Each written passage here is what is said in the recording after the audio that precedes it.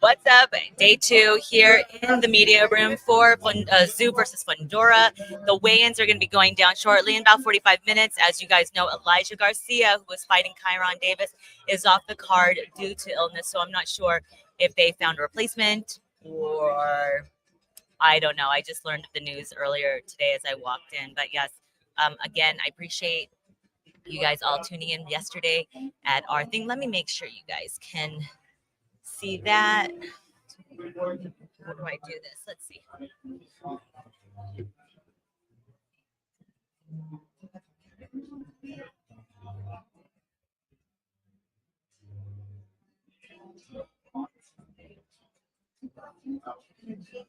Hey guys, I am live on our live stream for Best Women's Boxing Show, period.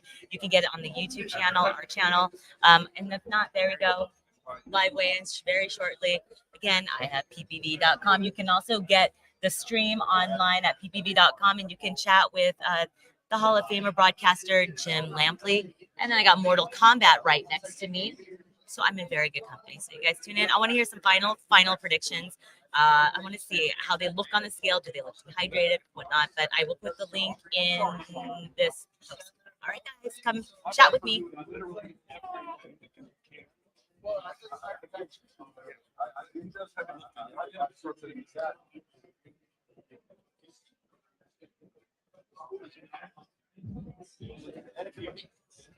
Can you put up to here? Let me take this off.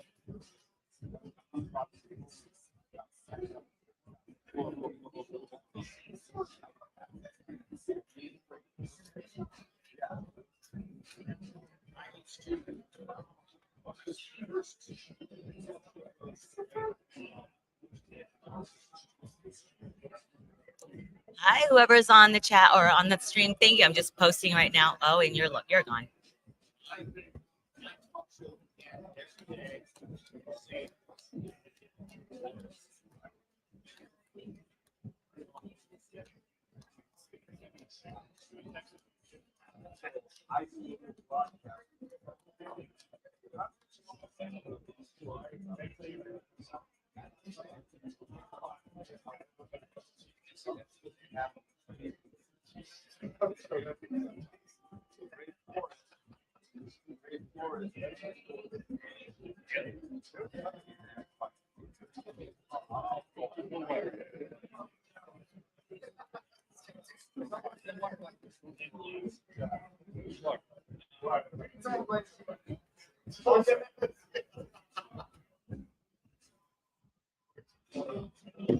Okay, hi. I don't know what.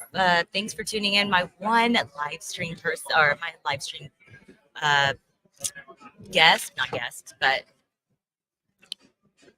on the live stream. What's your name? Who are you?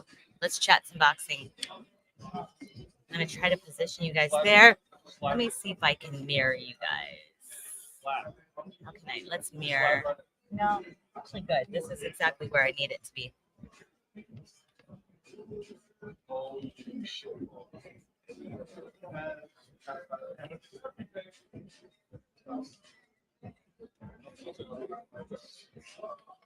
Sorry, I just had to eat. Hi, Jesus. Saludos. Welcome. Sorry, I'm eating. Yeah, are you excited about fights? There's a lot of fights. There's fights tonight. There's fights, 2 fight cards. This card, the PBC on Amazon Prime video, and I'm definitely watching the ESPN card tonight. I gotta watch. Are they gonna? It's a historical card for Cynthia Estrada and Yukos Valle. Who do you have in that fight? That's an exciting fight. Did you see how? I mean, I'm a girl, so I'm gonna look at them. They're hot. Their bikinis are woo. But I know you guys have to be very careful what they say these days.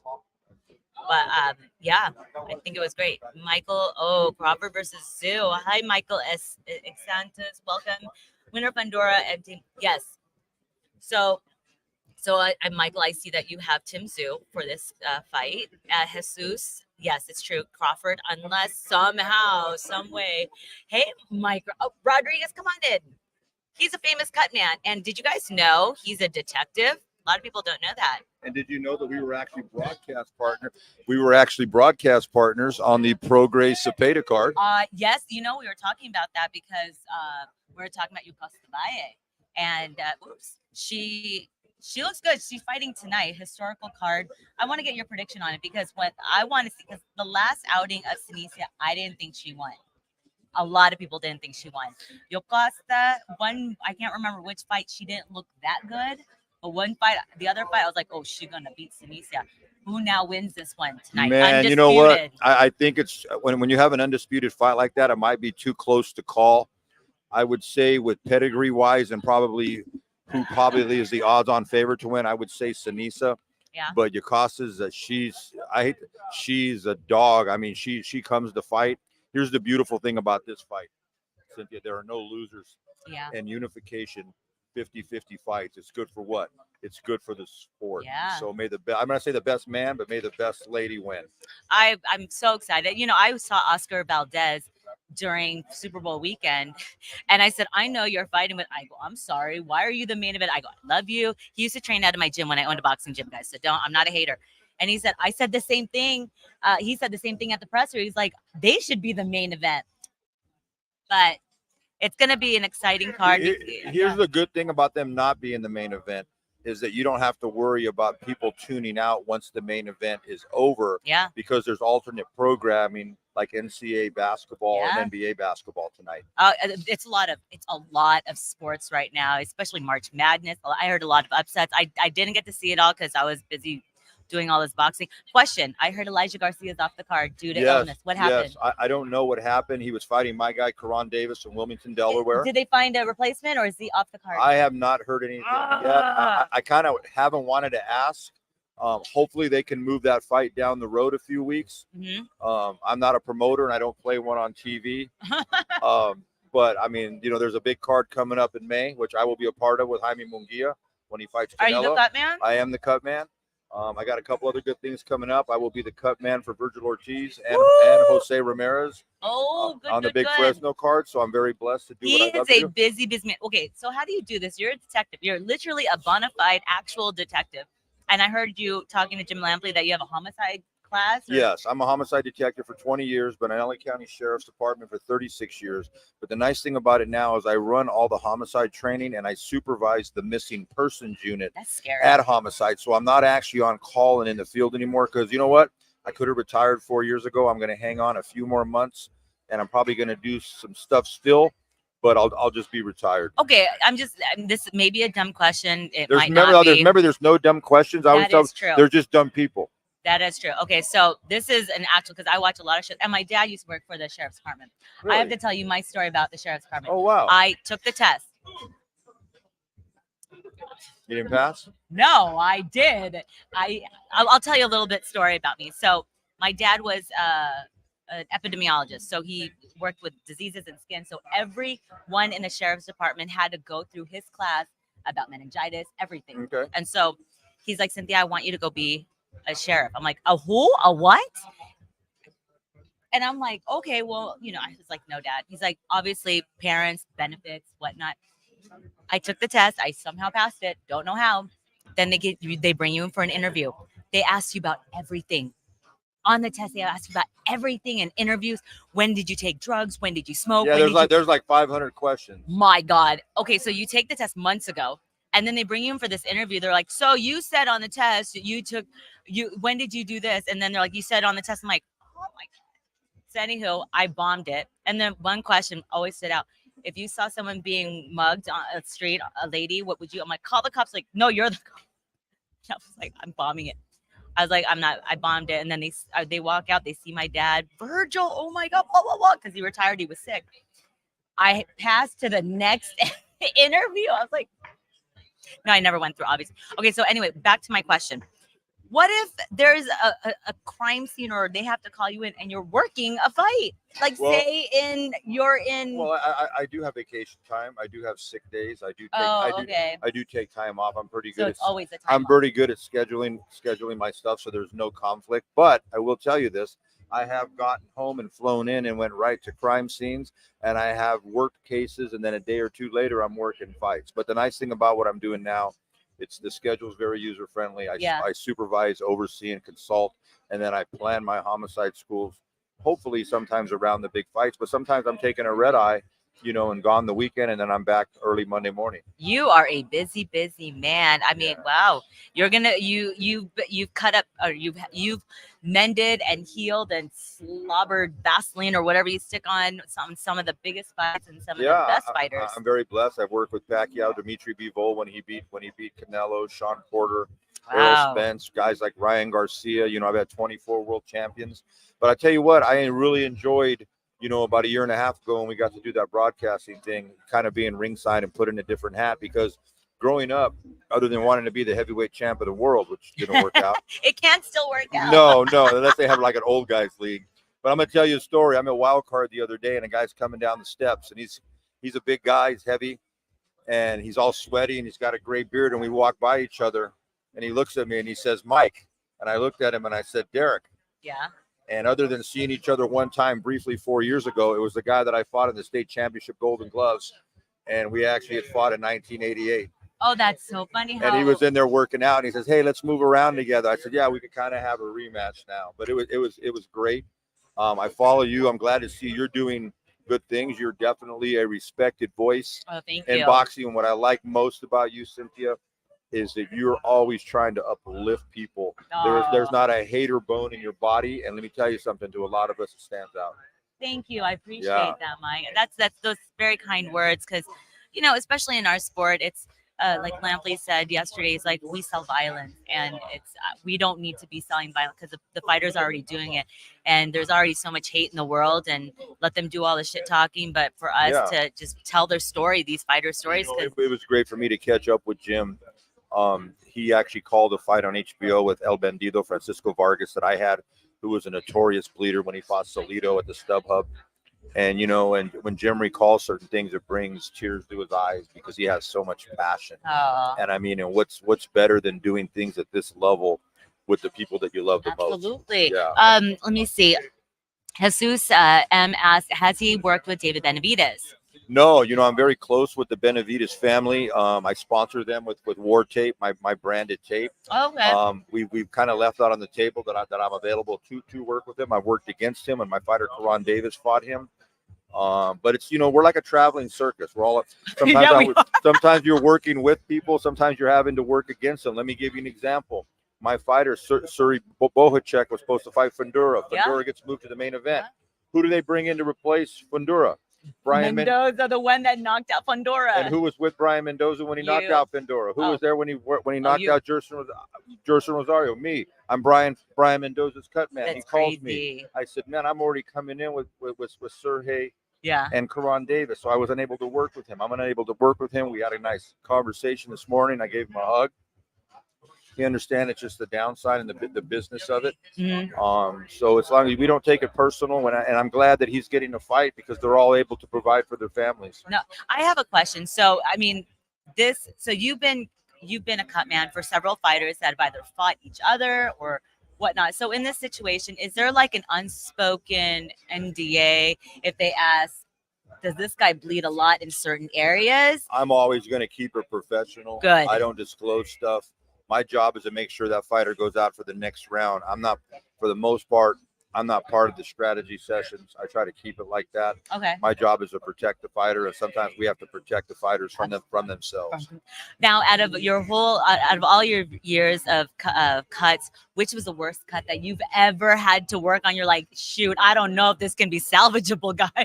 Francisco Vargas, up to the Solito fight, had been cut really bad several times. Those cuts in that fight were just an opening of scar tissue. But now it's on HBO. Jim Lampley's calling the fight. Millions of people are watching it. He was cut bad on both of his eyes. Sean Porter and 2 Julio Diaz fights, Devin Alexander and a Kel Brook fight, was cut really, really bad. And I also work with Russian world champion Sergey Lipinets, who had been, and I worked with him with Buddy McGirt, who was cut really bad several times. Those are 3 guys that really stand out because of the magnitude of their fights, the stage that it was on, whether it be HBO, Showtime, Fox, and the fact that millions of people were watching, and everybody always thinks they can do your job better, and everybody always thinks they can do my job better. With the former cuts that they've had, wait, Teofimo Lopez is a bleeder.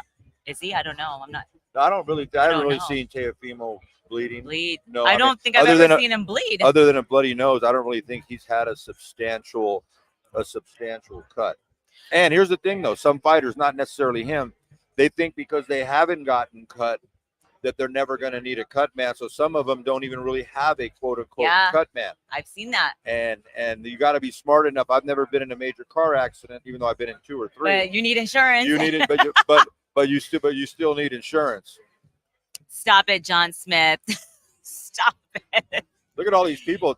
Look at all these people live with you, man. I know. That It was is awesome. starting. So my co-host Giandra and I, we started doing a live stream last for Canelo Charlo, and it popped off, and Canelo wasn't talking to anyone. I mean, you got 2 sharp ladies here. Thank you. Come on. And so, and Canelo came and kind of crashed our live stream because we were basically drinking his DMs. We're not supposed to drink in the media room, but we're like, screw it, we're gonna drink it. It's been sitting here. We're doing a whole commercial for him, and but today I'm doing it by myself. Giandra is back home, and so it's just been fun chatting with these guys, and they've had some really good, thoughtful, there's a lot of people out there. questions. There's a lot of people out there that really follow the sport. Obviously, we have our jackasses, and I know some of them. Some of them are quote unquote my friends, but it's always nice to chop it up with people that have such a passion for the sport. Yeah. This is not something I have to do. This is something I like to do. I'm sure it's the same with you. You and Giandra have created kind of a niche for yourself, and you guys do a wonderful job. It doesn't go unnoticed. Thank you. I appreciate that. So one of the questions, when they always say it's an old cut, does that automatically, is the skin just that thin? Well, a lot of us grew up in a time where we used to skin our knees a lot as kids because we actually used to play outside.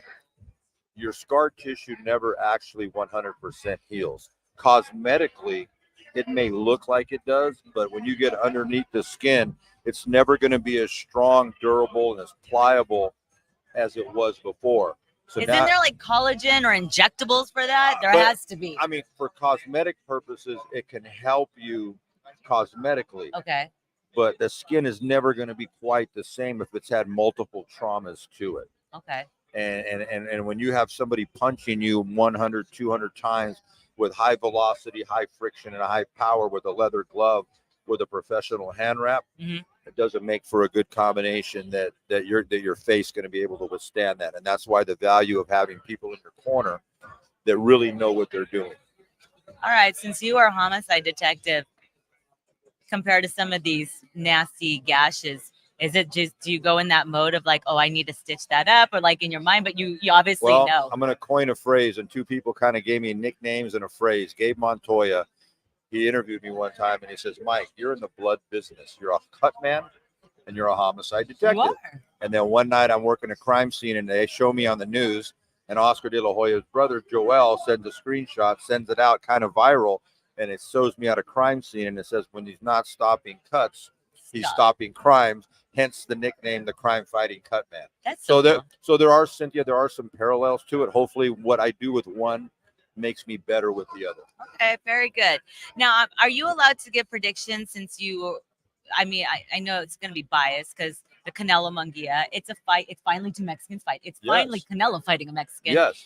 On Cinco de Mayo weekend here in Vegas. I have no problem with that. Okay.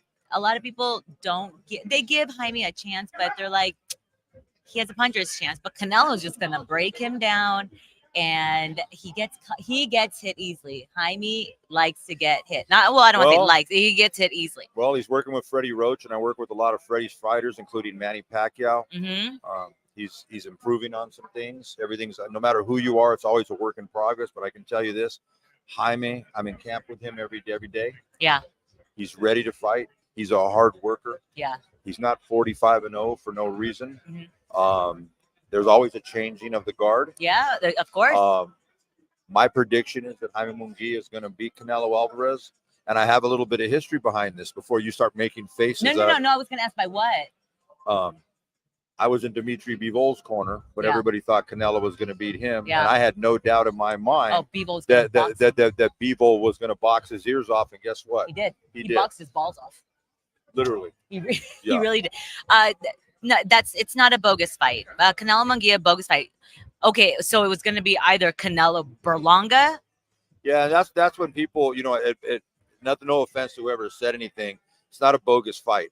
I mean, Munguia is a former world champion. Yep. You may like Canelo, and you may not. You may want Canelo to win.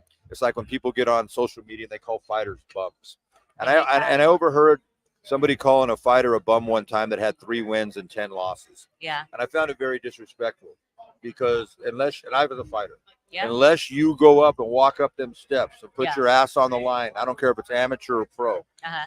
Everybody deserves that respect. And the people that call people names are the ones that never That stepped in a ring. never did it themselves. I Yeah. respect everybody's opinion, but you have to have respect. It's not a bogus fight. If they feel that way, tell me why it's a bogus fight, Yeah, tell me. Whoever said that, was it Jesus? Yeah, why? Okay, Munguia is definitely in his prime. Somebody on there says Munguia brings nothing to the table. I mean, that's when you really write everything and evaluate everything. Of course he does. He's an undefeated former world champion. Yeah. It's a huge fight for Mexico. It's a huge fight for boxing fans. And if not, maybe they want Canelo. I think it's maybe because they want Canelo to maybe fight Benavidez. I'm hoping. And I would love to see that fight, but that's something Canelo has really steered away from. I mean, he said he wanted $200 million.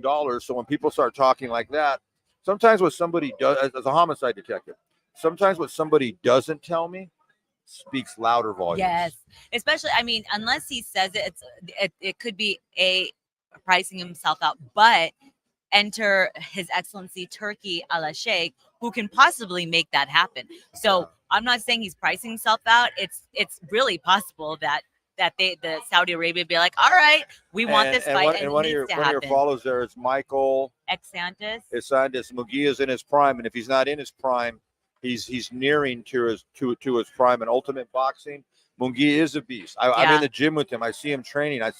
I see him picking up a lot of things from Freddie Roach and the rest of the training team. He's really absorbed everything that Freddie's trying to tell him. The proof was in the pudding. He's on his punches now. He's not. He's a strong kid. Let me tell you, more than anything, Jaime Munguia is a really good guy. He treats his team well, and this is something that he's been waiting for his whole life. What's his name? I just interviewed him. What's his face? Andre Ward is in the house. Oh, okay, Andre Ward. Yeah. I'm sure Cynthia's going to kick me out because she's got bigger fists to fry over here. No, we interviewed him about his book, and we barely talked boxing, and we talked about his book is fantastic, and we talked about his toe fetish. Oh my God. it was about his girlfriend, now wife. You know what? Years ago, I was in a fight in Orlando, I think, when Miguel Cotto fought Delvin Rodriguez, and I had a couple fighters on the undercard. And I was fortunate to have breakfast with Bruce Trampler. Oh, okay. Larry Merchant, and the legendary Colonel Bob Sheridan. Oh, so talking about being a fly on the wall. And do you know that we had breakfast for 2 hours? And you know what we talked about? What? Baseball. That's the best. Because you talk about boxing. We did it. There I am with Bruce Trampler, the Colonel, and Larry Merchant. That's so cool. Right? That's so cool. And I obviously then I wasn't as established as I was in the sport now, so they had no reason to even want me at their table, but they did, and they all were very dear friends, especially Bruce and the Colonel, and we talked about baseball. That's cool. I like that. It's nice when it's refreshing when you talk about other things than boxing, because we talk about boxing all day, every day. Right. And say, I do have a question. Rolly versus Pitbull. That's a very interesting fight, and so is Tim versus Fundora. Yeah, I'll start with the first one. I think Pitbull's going to handle Rolly. Technically, I think Rolly makes a lot of errors. Yeah. He can capitalize on some things because he's a strong guy, but I think in the end, Pitbull's going to probably get him in the 6th or the 7th round. Okay. And I don't knockout. I think he's going to knock him out. But that's why they fight. It doesn't matter what I think. You talk about contrasting styles with Fundora and Keith Thurman. That's like saying that you're going to the prom. Back when they used to have proms, you actually used to have to ask the girl on a date. Now everybody goes in a group. Yeah. I actually had to get nervous and ask somebody and get a tuxedo and and all that stuff. That's like saying, you're going with the head cheerleader, and then all of a sudden she can't go, and you're going to go with her second cousin. Oh, You don't know what yeah. she looks like. You just don't know what you're going to get. Yeah. I was in the corner when Brian Mendoza knocked out Fundora. Fundora was winning that fight. Brian's a tough, resilient, high character guy. He persevered. He won. But if Fundora, There's Giandra. hi Giandra. John. Oh, we miss you. Real fast, the Universal Boxing EST.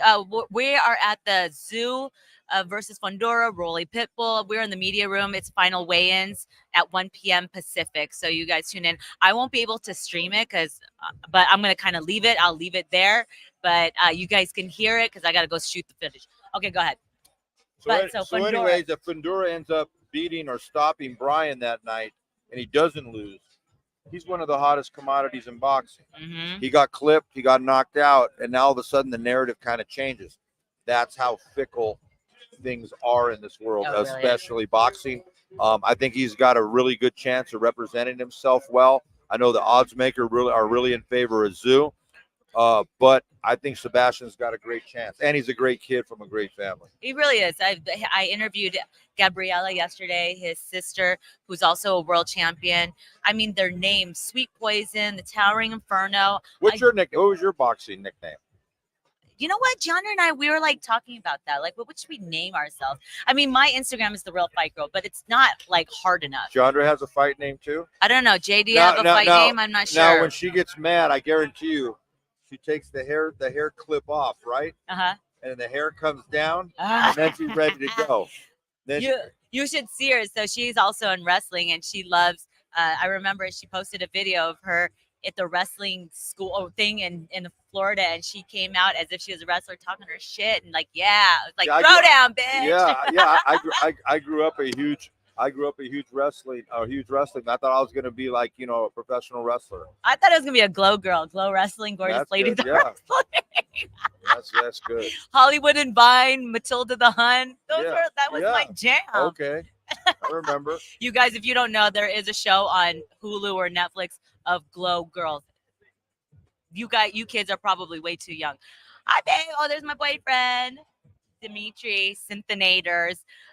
Is the Synthinator kind of like the Terminator? The Synthinator? No, that can't be my boxing name. The Synthinator. So guys, keep them coming here. I want to see all the nicknames for Cynthia here. The atmosphere here in for Jesus, it's starting to build up. Yeah, it's starting to build up. It doesn't have the fanfare of a Mayweather, De La Hoya, Pacquiao, or a Canelo thing, but it's a solid card. Yeah. I'm very disappointed that Elijah Garcia is unable to perform tomorrow night against my guy Karan Davis, because a trainer for Karan, Stephen Breadman, and one of my great friends. He's so good. We worked with world champion Julian Williams together. I was really looking forward to that fight, but hey, we're here. The show must go on. Show must go on. Expected attendance, I'm not sure, because I don't know. See, people concern themselves with what fighters make and the attendance. Those are things that's out of our control. It never really crosses my mind. I care about what happens in between the ropes and how good of a fight it is and how they represent themselves. Yeah. But I mean, if you guys are going to watch the show, you can either get it on PBC, Prime Video, pay-per-view, or ppv.com. And you get to chat. You get to actually, in real time, chat with the Hall of Fame broadcaster, just legend, Jim Lampley. See, I got you, Jim. See, I mean, there's no. I'm looking right over at Jim Lampley. There's nobody better. I told him a little bit ago. There are three voices in sports that I respect. Long time whenever they talk, I listen. Yeah. Okay, it's Jim Lampley, Bob Costas, and Barry Tompkins. Oh, Barry Tompkins. Yeah. Yeah. And I told Jim that, so I'm glad I had a chance to come over and say hi to you. I know. Thank you. I appreciate it. Well, we can't. I really hope that your opponent or your fighter gets an opponent, because that's just such a big camp wasted, and it's so tough. And I hope we get to be broadcast partners again. I know. Roger. I mean, I don't know what happened. Roger texted me. I think there might be some things in the works, but I'm going to let him know that you and I are a package deal there. Do you know the history of me and Roger? So people don't. Besides Roger, we used to be Ryan Garcia's original manager. This is way back in the day. And I was Ryan Garcia's original cut man. Really? I didn't know that. I didn't know. Oh yeah, that's right. So when I owned two gyms, I sold my first gym, and all the equipment I sold to my second gym, and the gym owner. Did you have like a side piece gym too? A what? Side piece gym? What's a side? Well, I mean, the way you were saying gyms, like my Oh, first like a husband, boxing gym. like Oh, my no, first no, no, husband, my no. second husband. No. It was an actual boxing gym. Okay. And I'm just so being dumb. we sold our equipment, and Roger was one of the he was friends with the owner, and so we ended up partnering. I forgot my old partner's name, gym partner, and then that's where Abner Mates and Oscar Valdez fought out of.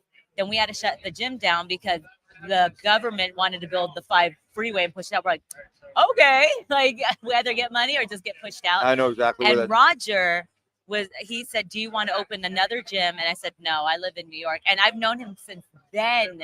And then the gym in Norwalk, Legends, my equipment was in there. Wow. So we're all connected. Yeah, we're all connected. He's the effing man, but Max Kellerman is the GOAT. Okay. That's the Okay, great so, yeah, that's the great thing about yeah, personal opinion is, you yeah. know what? Some people like Coke, some people like Pepsi. Pepsi, and I grew up on Shasta Cola. Shasta. Anyway, I got to run. I got to know, say hi to go. good people. You It should. was good seeing It was you. great seeing you, Mike. Hey guys, pass the word along about her. Follow her and Giandra. They do a great job, and most of all, they're really good people. Thank all right, everybody, you. keep punching. Thank you, guys. Thank you, Mike. I appreciate it. And tell Breadman I said hi. I'm gonna try to get Andre Ward here. I'm not sure if he'll come, but I'll try. But that was a great little interview, guys. Yeah. Oh, hi, Life and be careful. Life and Logic. Welcome to the stream, guys. We're getting ready for the live weigh-ins. As you guys know, Elijah Garcia is off the card. He was fighting Kyron Davis, and Mike is Kyron's cut man. Breadman is the trainer. So I'm not sure if they found a replacement this late. I'm not exactly sure, but let me see. Let's see. So what's going to happen is during the weigh-ins, I have to go run and actually film it on my phone, but I will leave this stream on for you guys. You won't be able to see it, but and I'm not allowed to film anyways on a live stream. I'll get striked and in trouble with Prime and everything. I'm wearing gym clothes, guys. That's all it is. Let's see. Let me see if I can get Andre Ward on this stream, but he's over there chatting. Let me see. I'll show you. There's Andre Ward right there. Wait. Oh, he's hunched over. Do you see that white? Well, I don't know if you can see. Hey. I think he's going to be on the telecast because he's in makeup. Well, he's wearing napkins around his collar. That means he's getting makeup done. Let's see. Who is in here?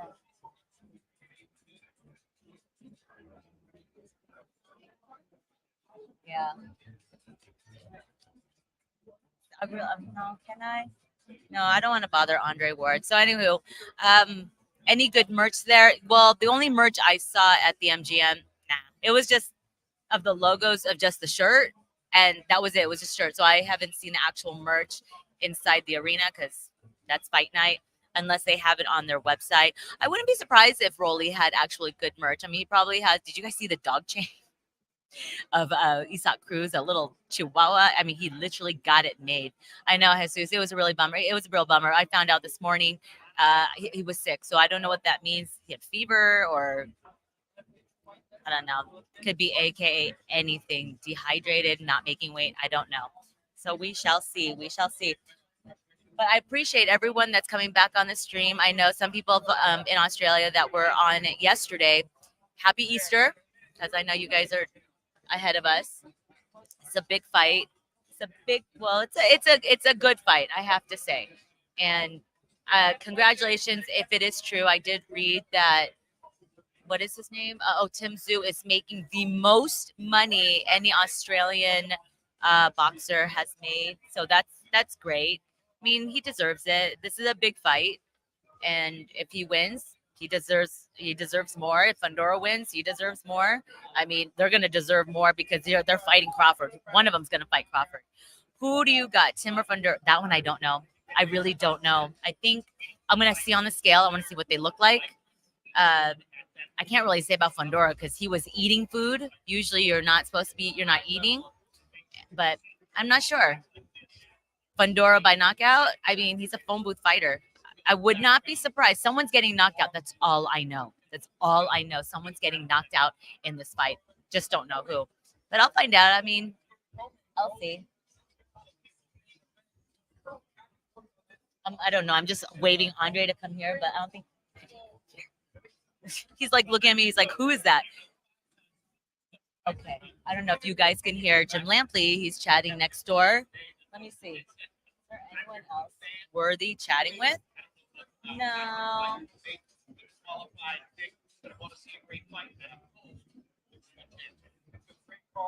Yeah, so is that all right if I end up leaving once a thing? Is I just got to get footage.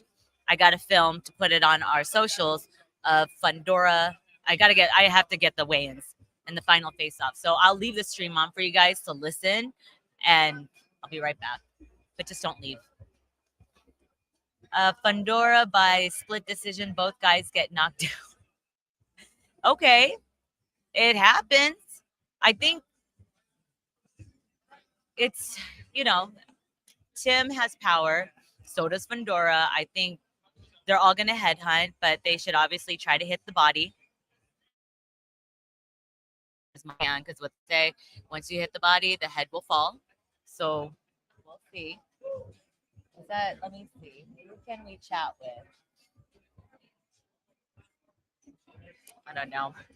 He's not, I don't know. So finally I got some food. So I'm going to eat my cookie off camera.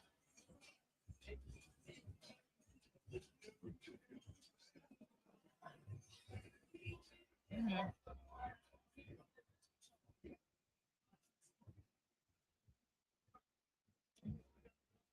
So wasn't that a really cool story with Mike Rodriguez?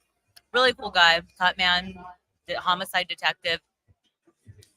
And to be in the corner for a lot of these fighters and just knowing if you know that you have to have a good cut man. We've all seen it when that thing is gushing out. When the judges see a lot of blood, the doctor especially, they're gonna stop that fight. So you need that cut man to stop that bleeding and do something. For prime example, Tyson Fury, when he fought in Vegas, Otto Wallin, he had like a vagina cut. Remember that? It was so bad. It was here. It was so bad that Jorge Capetillo, literally, I remember interviewing Capetillo about it, literally took all this Vaseline and slathered it and stuck it in there, which is, you're not supposed to do that because it's kind of cheating for the punches to slip. So yeah, and Jorge wasn't a cut man. He's a trainer. There's Jim Lampley right there. So, it's good to know that you got to get those cuts stopped. And because if not, all you're going to see is blood, and it's going to be blood in your face, blood in your eyes, and you're not going to say anything. Well, nobody wants to see Canelo versus Munguia. Hey, I don't want to see Canelo versus Berlanga. That was the other choice. Is that what you wanted to see? I want to see Canelo David Benavidez, but it ain't happening right now. Canelo's made damn sure and made it. He stated that.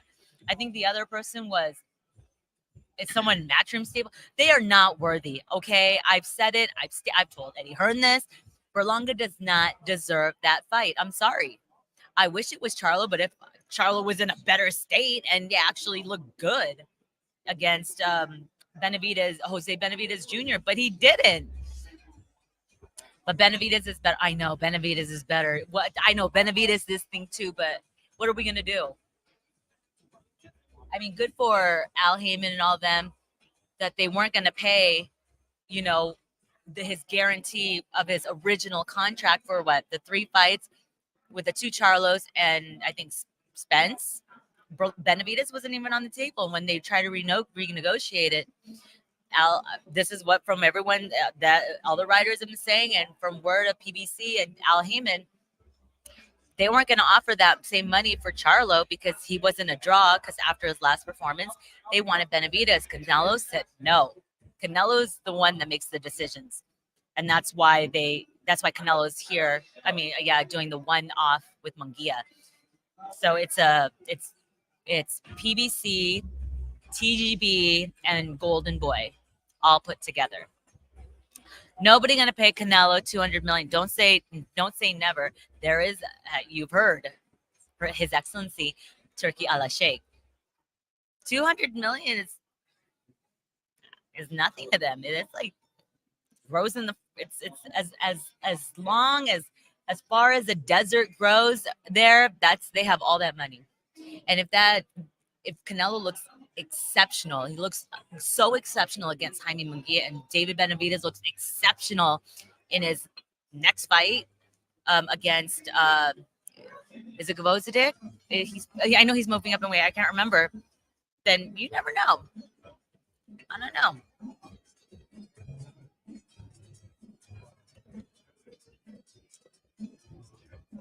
You know what?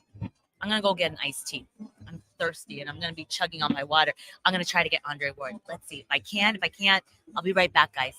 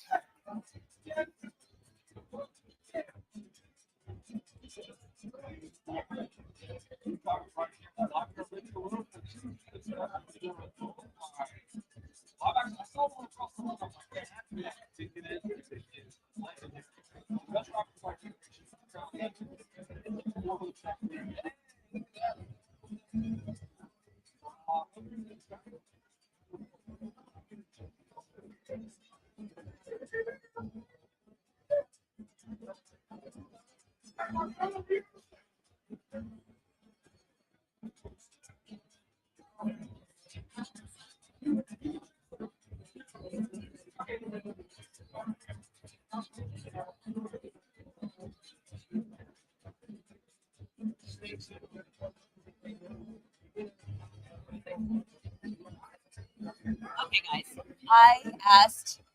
I asked him, and he said he has to finish some stuff. He's doing some stuff with ESPN, so we don't know. I did see Ugas. I'm gonna try to get him over here. He speaks Spanish. He's Cuban, so I want to see if I can somehow speak to him. But if not, you guys, whoever speaks Spanish, type it in the chat, ask your questions, and then maybe someone will be able to. Yeah, I like Ugas. I don't. Where did he go? Ugas. Oh wait. Oh, Ugas is with Sean Porter right now. Andre, cool. Yeah, if you haven't seen it, Giandra and I, we interviewed him. You should go check it out on our YouTube channel. Oh, it was such a good interview. We talked about. I mean, his book is fascinating. We talked about everything. I mean, it's such a beautifully written book, and we really just delve into his past and very, very open. If you guys didn't know, like he was a drug dealer, like he was everything. He was from, San Francisco or the Bay Area. His mom and dad, generational addiction, alcoholic, drugs. It's a really crazy book. And for him to be where he's at right now, certain things happen in his life, and we talk about it. And I asked him some really bold, hard questions, and he was like, "Wow, I never thought of it like that." And it's a really good interview. We're really proud of it. It's on a podcast on Blue Wire and also on YouTube. So please check it out. It's that was a great interview. And Andre does not do interviews. Remember that, guys. So when he said yes to us, he congratulated us at the very beginning of the interview. He's like, "I follow your guys' stuff. You guys are doing great things." I'm like, and this is a man that doesn't do interviews with any outlet, especially ours. Like we're just, I mean, I don't want to say we're at the bottom of the totem pole, but we're doing good things. We're doing big things for them to say yes. Let's see. I mean, where's Ugas? Oh yeah, Ugas is over there. Let me see who we got going.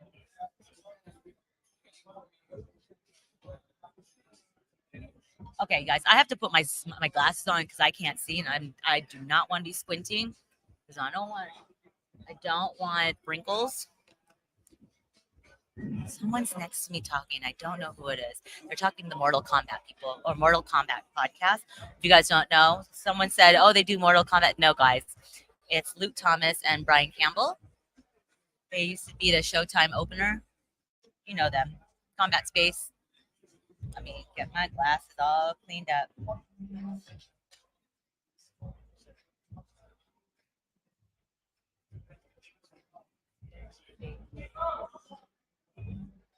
Oh, they're gonna start soon. Okay, I think. Wait, I see. Some people don't want to understand that boxing does save people's lives. It's the best thing to get people out of poverty. Absolutely, I second that. It keeps, it helps kids with bullying. Rolly Romero, I don't know if you guys know his backstory. He didn't speak, literally physically speak, until he was 11 years old. He had a speech impediment, and he was bullied every day. And he used fighting and boxing to defend himself, and then also now make a career out of it. But it's if not, you see how bullying is right now and how sad it is and how deadly it is these days. And for poverty, it keeps kids off the streets. And Andre Ward's story is a testament to, he used to deal. And of all people, his mom said, "You need to stop." And she was a full-blown addict. And it's not anything now Rolly can't stop. I know, but when he talks, it's so funny. Trolly Rolly. Great for the sport. We love the trolls. We love people who can speak and make it fun. Grant Eileen, welcome. Hello again. Welcome back to the chat. Like I said, you guys, I'm going to leave the chat on. Leave this on. And remember, if someone tries to steal my stuff, then just screenshot it, and then I'm gonna look for that person, because I will be up on that riser. I gotta take footage of the things. So, but it not anytime soon, just yet. Once it's gonna be, I'm gonna get up there when it's the Bohachuk Mendoza, basically the three main cards, and then that undercard, because now the other one is out. A lot of people didn't even know Elijah was out, and I'm like, what a bummer.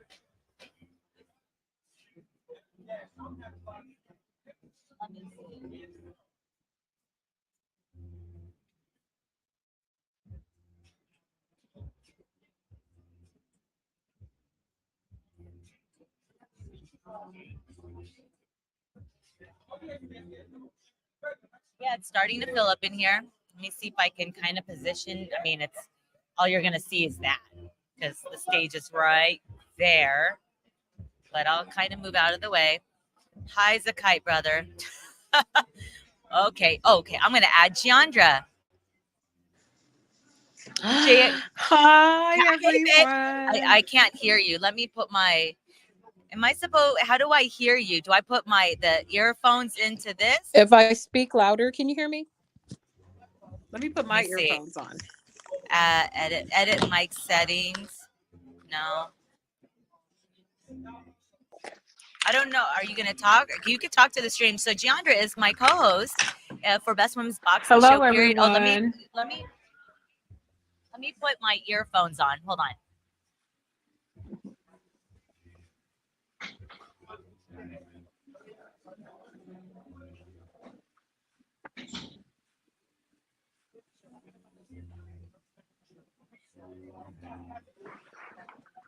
I saw Andre Ward is here. Ooh, how's he doing? Let me go. Best Women's. Can you hear me, Jay? I can. Oh, I can hear you. Good. Yay. Testing. Yeah, I can hear you. I'm glad that you got to hear us or join us. Can you guys hear Giandra are you guys on the stream? Can you guys hear Giandra? I'm going to join the stream now and see what's going on. I see 8 people are watching. Yes. Okay, Grant is high as a kite. Afternoon smoke. Hello, everyone.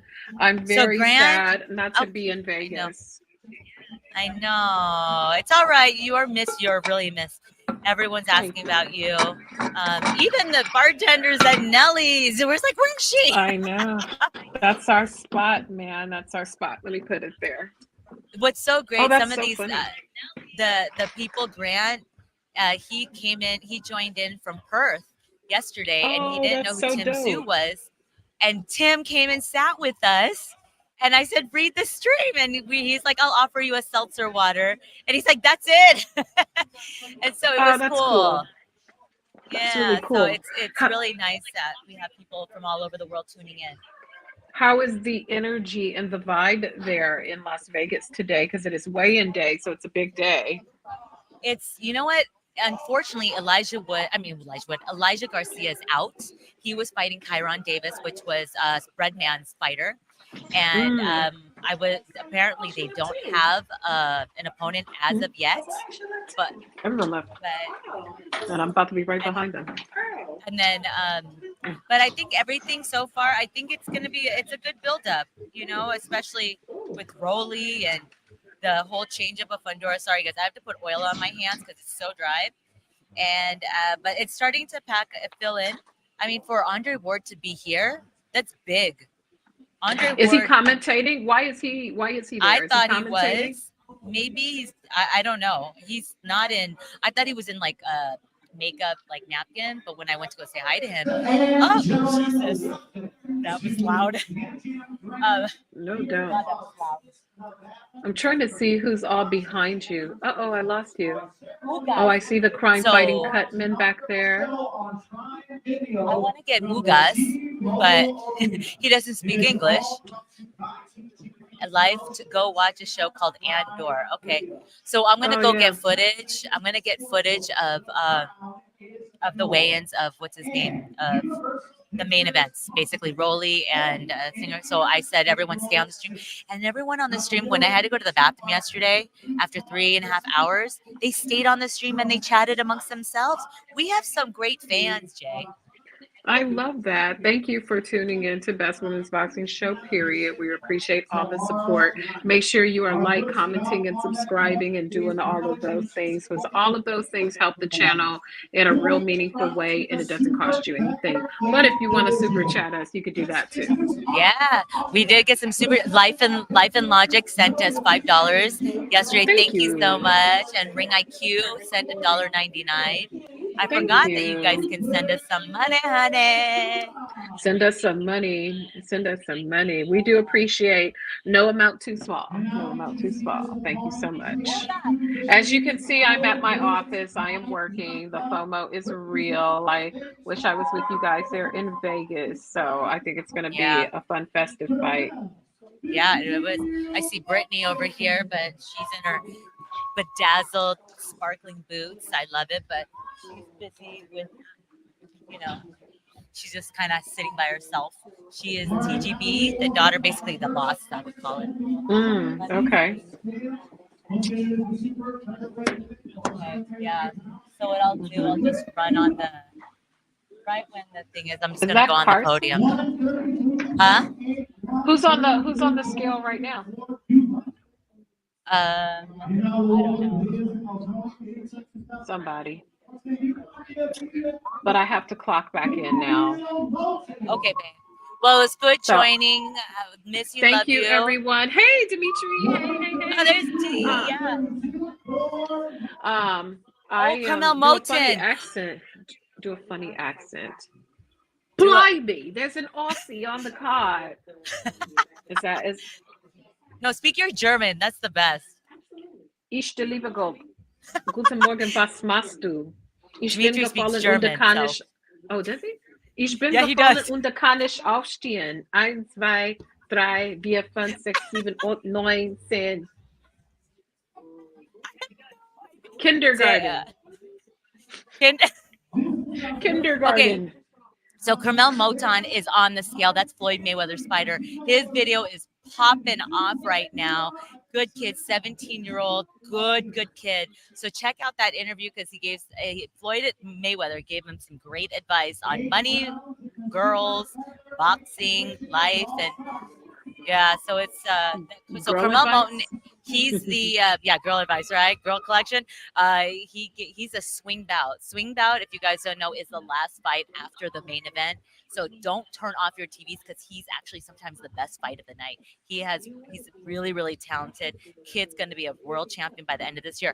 Like I said yesterday, book that today. Now I said the same thing again. Main event, I go, okay, but I'll be back. Jay, I love you. I got to go take a video of this. I'll be Love back. you, girl. See you later. Stay on the street, guys. Oh, wait.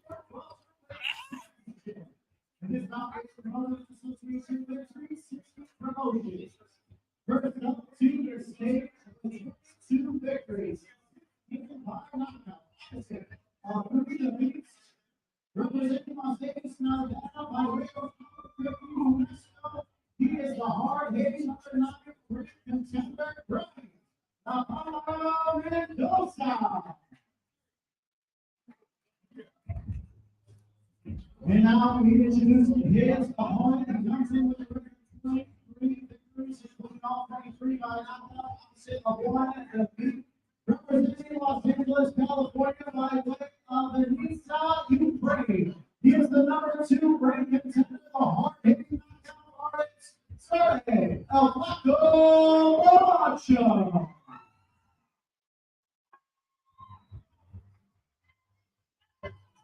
And now stepping onto the scale, first, we welcome Brian Mendoza. 153.2 for Mendoza. And now we welcome his opponent once again, from Ukrainian Sergey El Flaco Rocha.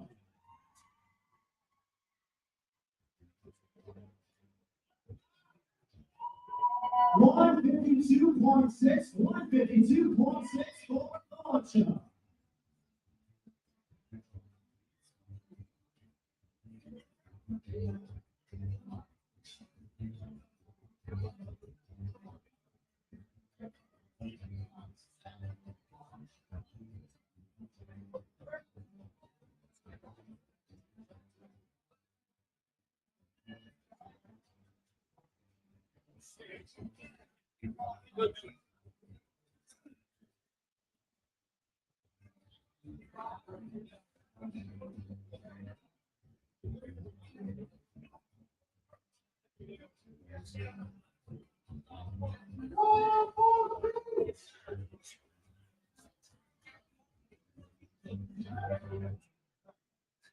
This is 12 rounds for the WBC HM Super Welterweight Championship on Prime Video and T-Mobile Arena here in Las Vegas, Nevada. Brian Mendoza against El Flaco Rocha.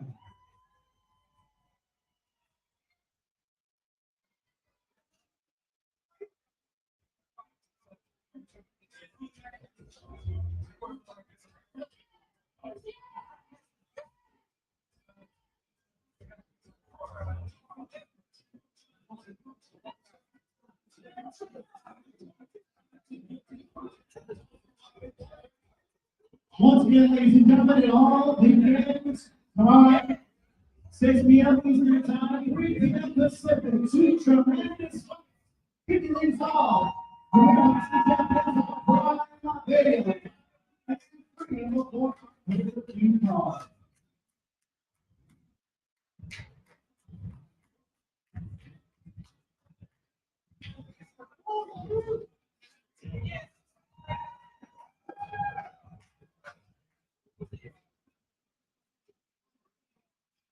All right, now, ladies and gentlemen, we'll turn things over to the Hall of Fame, Jimmy Jr. Ladies and gentlemen, once again, very good afternoon to you, and we welcome you as Premier Boxing Champion presents the official weigh-in this time for the inaugural PBC pay-per-view on Prime Video event. Taking place tomorrow night. The T-Mobile Arena here in Las Vegas, Nevada, featuring 4 world championship attractions, brought to you by TGB Promotions and sponsored by DraftKings Sportsbook. The crown is yours, and Universal Studios, Universal Pictures, and Monkey Man. That will be opening theaters next week, Friday, April the 5th. Ladies and gentlemen, let's bring our fighters to the stage at this time for the first of our opening attractions and the first of our world title attraction. Her here is from Caracas, Venezuela. He's the janitor, he is the creator, he is the electric contender, please welcome Angelo Huracán Córdoba. And we invite his opponent to the stage at this time for the defending world champion from Mexico City. He will be able to set up defense of his title. Here is the WBC flyweight champion of the world, Julio Cesar Martinez.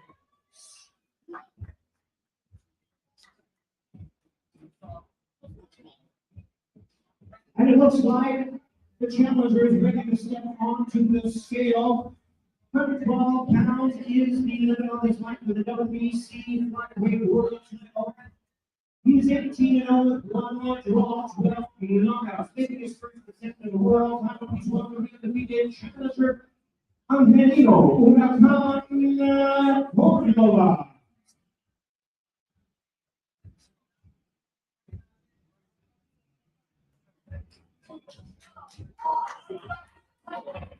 Angelo Córdoba weighs in at 111 3/4 pounds. 111 3/4 pounds. And the defending champion, 20 wins, 3 losses, and 15 knockouts. Here is the WBC flyweight champion of the world, Julio Cesar Martinez. Martinez weighs in at 111 and 1/2 pounds. 111 and 1/2 pounds.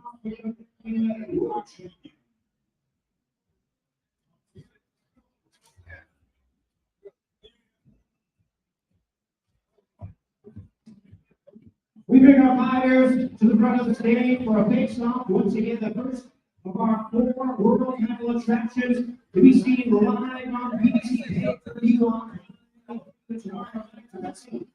p.m. Eastern, 5 p.m. Pacific. It's BBC pay-per-view on the Prime Video. It's 12 rounds of boxing for the WBC Flyweight Championship of the World. Julio Cesar Martinez and Angelo Córdoba.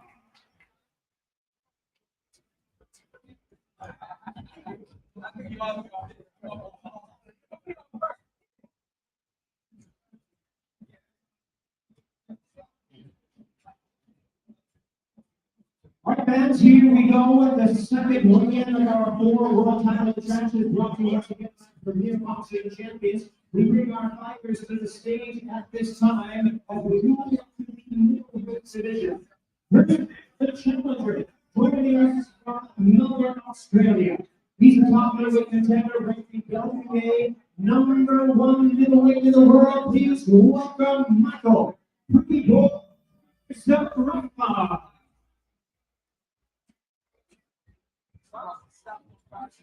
And his opponent is defending the world champion from Miami by way of Cuba. Here is the defending and reigning WBA middleweight champion of the world. And it's Monday, the American Dream, Lara. And our challenger ready to step onto the scale. 12 rounds of boxing WBA middleweight championship of the world. 160 pounds is the weight limit. 31 wins and 4 losses. He has 19 wins, 25 wins. The #1 challenger and making his first attempt at the world title. Please welcome to the scale, Michael Pretty Boy Sakuraba.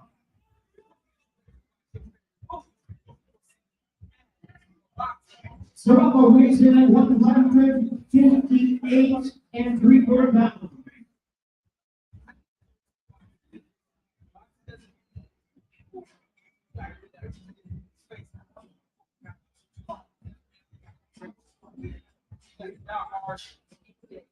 And that was the former defending champion, 29-3 with 17 knockouts. He is the 2-division world champion of the world. And it's Monday, the American Dream, Lara. 159 and 3/4 pounds, 159 3/4.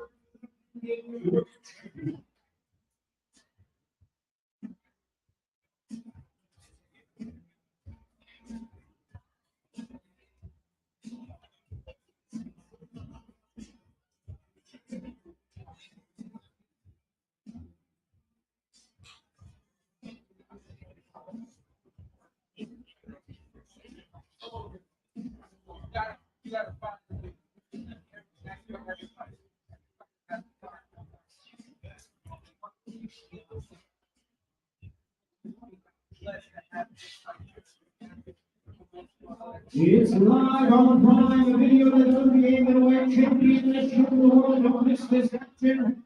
It's Monday. The American Dream live and it's the number one championship from the Springfield. Beauty Warrior.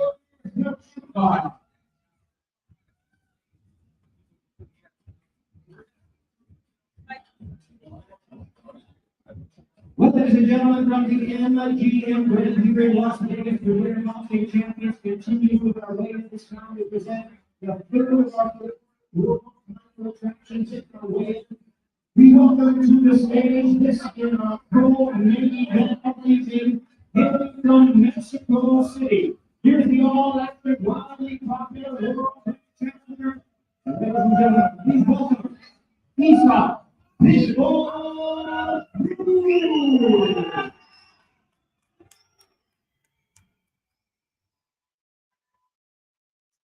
Now we're to the stage champion.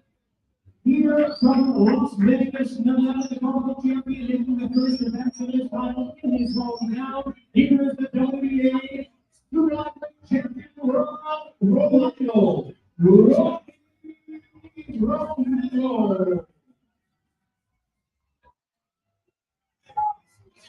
We bring our players to the scale that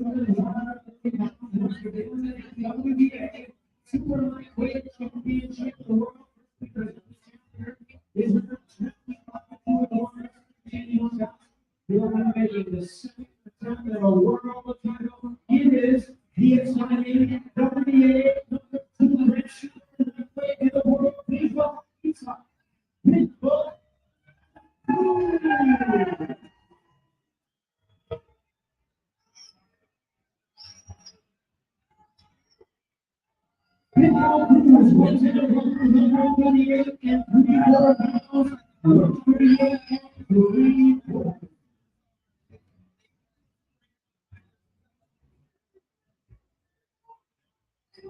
And now we look at the champion at 15-1 with 13 knockouts. He'll be making the first appearance of his title. Here's the hard-hitting, newly crowned WBA Super Champion of the world, Rolando.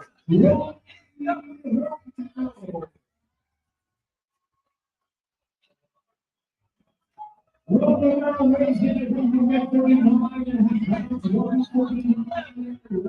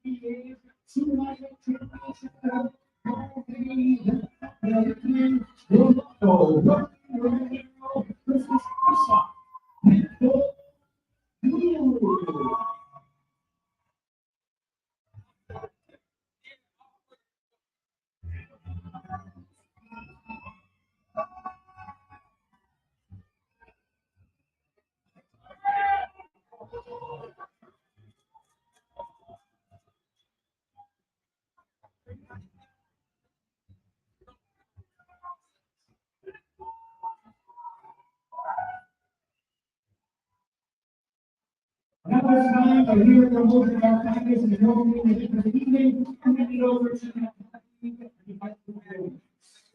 All right, Eastside, tomorrow's a big night, and obviously, we have heard rolling, it's very popular.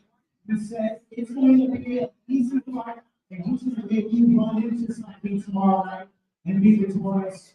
What is your response to that, and how does tomorrow play out for you?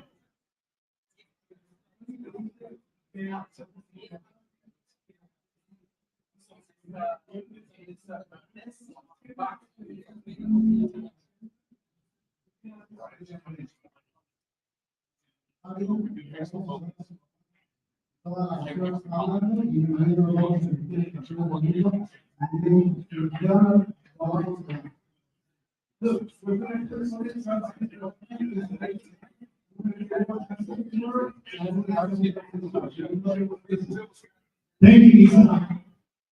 Isa can walk through and now we will come over and talk to Cynthia. And I'm not rolling. You feel very confident. Also, you can come into this fight. After try, what's going to be the message you send to the rest of the competition?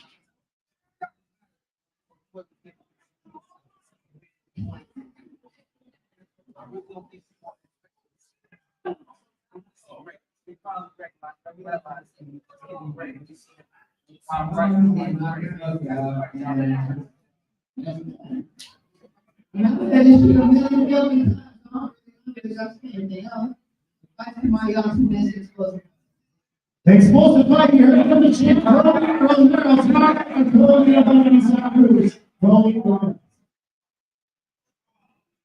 All right, fans, here we go. The Mountain Ballman, waiting the featured attraction.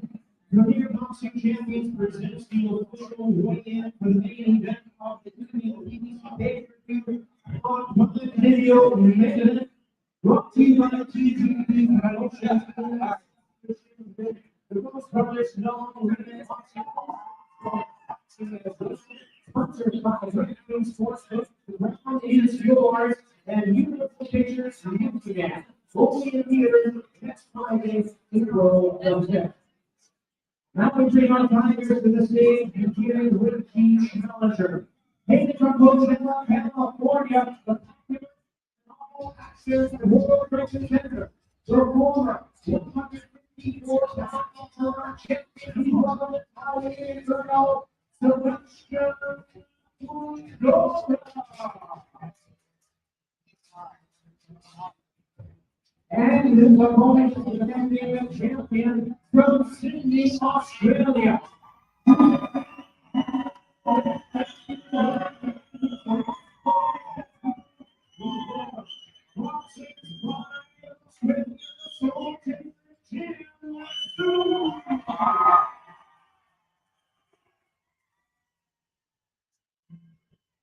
And runners are ready to step on the scale. Richmond is 154 pounds. She's for the unified WBC and WBO 154-pound championship of the world. Introducing first the challenger. The winner wins. Heard the weight, the WBC number 3 contender in the world. Once again, please welcome the former WBO 154-pound world champion, Sebastian Fundora.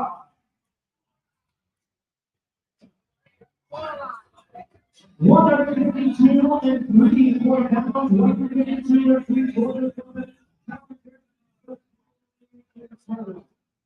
And now this is the world champion.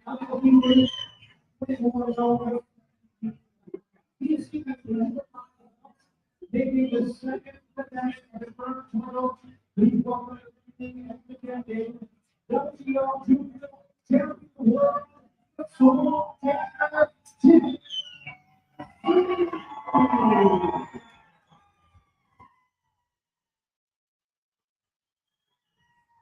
Here's your ladies and gentlemen, as his opponent, 152 and 3/4 pounds, 152 and 3/4.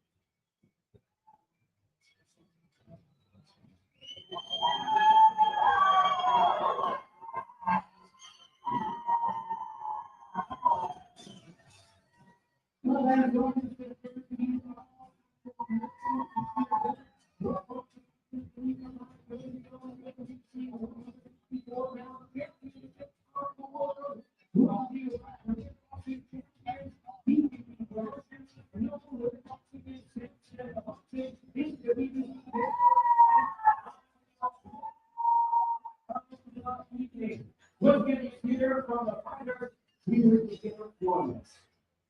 Sebastian, this was a little bit of a way. Next 2 weeks, you were not to be in this position.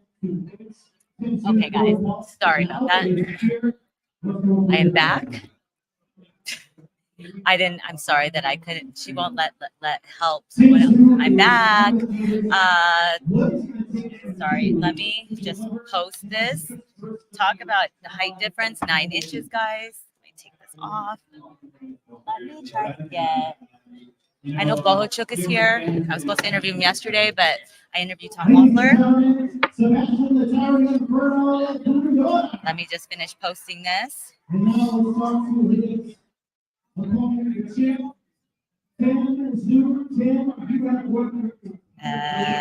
Edit. But yeah, that was some interesting weigh-ins. Rolly, Isak looked like he was like leaning in, ready to go attack him. Good stuff. Very good stuff. So yeah, I'm just posting the footage on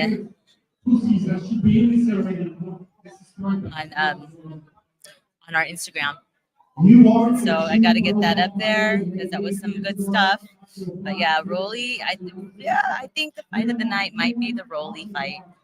Not sure. And then, sorry, this is, I'm a one-man bandstand here. And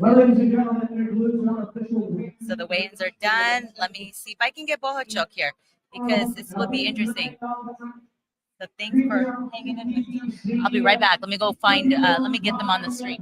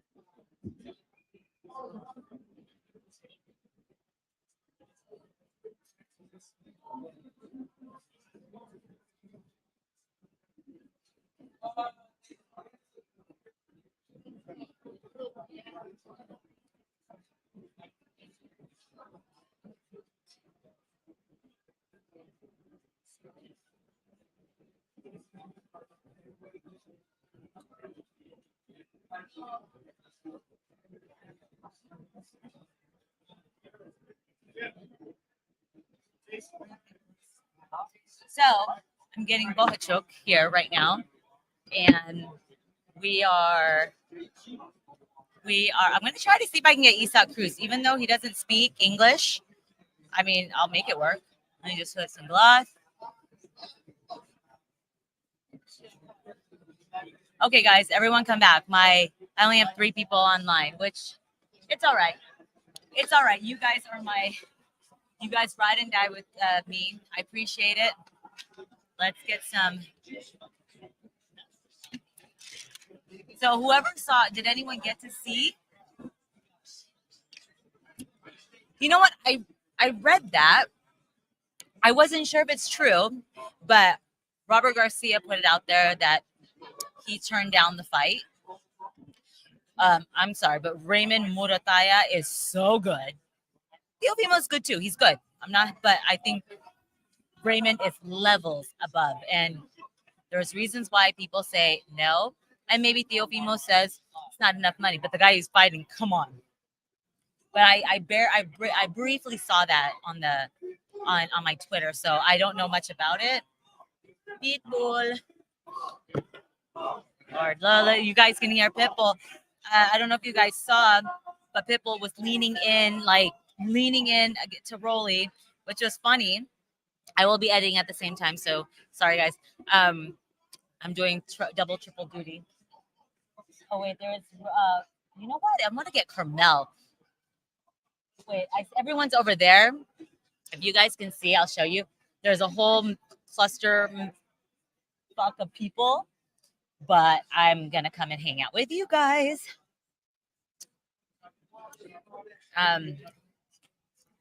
So yeah, I don't know. It will be interesting to see what they're gonna do if Murataya does fight, because he is so skilled, and so the levels that he has, that he's talented. Yeah, Pitbull means business. Rolly looks scared to me. I mean, it's very telling on the scale, but Rolly's just very Rolly. He's just Rolly. So we shall see. Sorry guys, I'm just gonna be editing. I just got to edit this footage of the tall people. I mean the tall people, duh. And I was like, who's that? Yeah, I want to, so I can post it. And then, but okay, now that whoever saw the weigh-ins, I want your final prediction. It kind of made me laugh that when I saw, what's his name, Tszyu pretending to fight upwards like the giant he would. I thought it was classic. I mean, that's what he's going to have to do if he's going to try to knock him out. But if not, it's going to be at the point that he has to hit the body. Delete. And then let's get here. I just got to make sure this is enough. Okay, split, delete. Oh, everyone's screaming back there. I'm not going to let us leave. Okay, Grant, Elian, I mean, if you're still here. What's a TV? A TV. I mean, don't you watch TV? Let me put this sticker. So yeah, sorry guys, I had to like bolt real fast, but I had to. I had to get this footage and then make sure no one steals our footage, because people like to steal footage and not credit us. Can you hear what's his name? I can hear Sean Porter. He's over there next to me, or down the way from me. Is that his crotch? No, I don't want to put it on his crotch. And I just want to make sure. Oh no, no, I'll just move it up a little bit. I'll put it at their feet. Yeah, Tim Tszyu looks very confident. He looks great. He looks great. And I have to say that this will be a very competitive match, in my opinion. Yeah, you know what? I'm going to put it right there.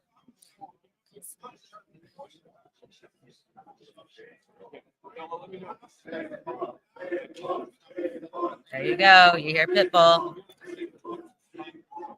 Let me see. I'm going to try to get him on. Someone's going to have to translate. He's being interviewed. Well, there's Andre Ward. I'm going to try to get Andre Ward on right now. I mean, if he'll come on. Pitbull. So it's real. Yeah, if you guys aren't following us on Instagram, check us out. We are on there. I'm just, what's his name? Tszyu and Fundora. What's his name? Sebastian. Fundora. Ready to go to battle.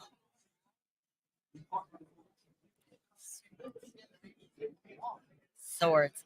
Sorry, guys. I'm just posting. I have to post because it's my job. Tim, Tszyu, Sebastian, Fundora, TGB,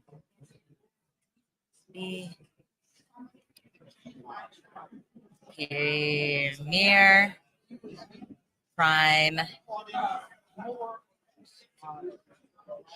I want to hear your final prediction since if you guys saw it, I'm curious because I guess maybe I'll give you guys my final prediction. We'll see if it pans out. Fundora, Broly. Yeah, this is the life. Everyone thinks it's glamorous. Yeah, I don't know about that. It's a lot of editing, a lot of this. So I'm not ignoring you guys. I swear. I'm just finishing this post. And then I will get right back to you. BWBSP.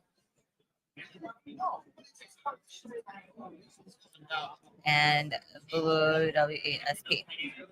I gotta share this. Add Chandra, the real fight girl. That's me, by the way. And Supreme Boxing, Nancy. Now let me edit the cover.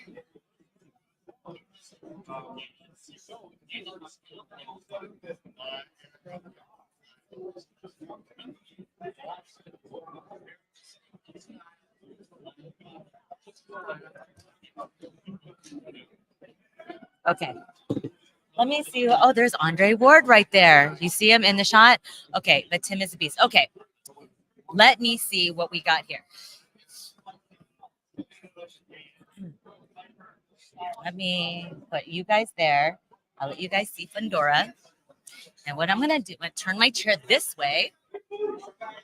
Yeah, thank you guys for coming back. Tim is a beast. Yes, he looks absolutely in shape. He looks ready. He just looks very comfortable, ready to go in the ring.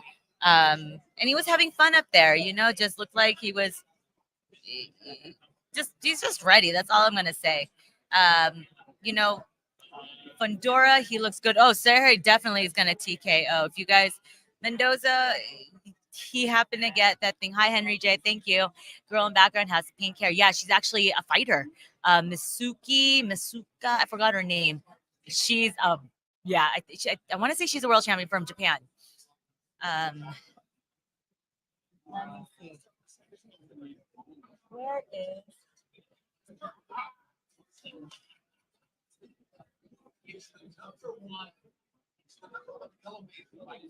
the number one elevator? I love how he said that. Okay. I'm sorry. I'm already taken, my love. And I have a son. His name is Brooklyn. Let me see. Cynthia, you watch Bare Knuckle. Will you be in BKFC? I do watch Bare Knuckle. I'm trying to get hired for that. Funny enough. Christina Feria is going to be fighting Heather Hardy's debut. Interesting fight because that's for that fight to be her debut against her, Christina Feria. Those two chose violence, queen of violence. It's going to be bloody, and Heather always fights bloody. And Christina, I just saw her the other day, and I'm going to bring her on the show. Get her on the show. We've interviewed her before. She punches hard. She punches hard. She's a mean woman in the ring, but she's cool. Thanks, Henry J. You guys are great. Thank you. Oh, Charlie, you're back. I appreciate you. Tim is a beast. Yes. And I'm trying to sorry to be late, done running. No, it's totally fine. We just finished the live weigh-ins. Unfortunately, I couldn't show it on my stream because I'm not allowed to, because I'm live streaming in the sense I don't know why people can go on their show on live stream on their Instagram and it doesn't matter. But if we do on StreamYard, because we're monetizing off it, that's why. And they don't like us to monetize off of footage that's not ours, even though it's my footage. What else is there? I guess maybe they all left, but if not, I'm just gonna get Cruz right back up here because why not? He is fun, and I want to ask him about what were they saying? I want to know what Rolly and what Sergio Bohochuk and Mendoza were saying in the ring. If you guys saw that, I don't know. And then Erislan Lara, he touched Zarafa's flag. That's like touching someone's belt. That's very disrespectful. But hey, it's a fighting game. Someone's gonna get hurt. I hope that they'll be all right. But yeah, I think that's just the scary part of it all. And then let's see, who else can we get?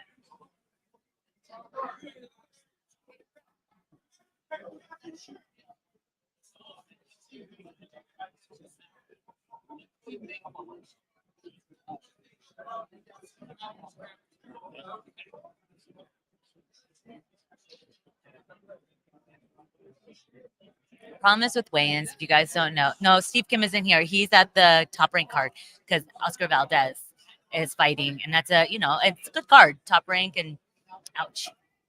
But yeah, how fans aren't allowed there for the weigh-in?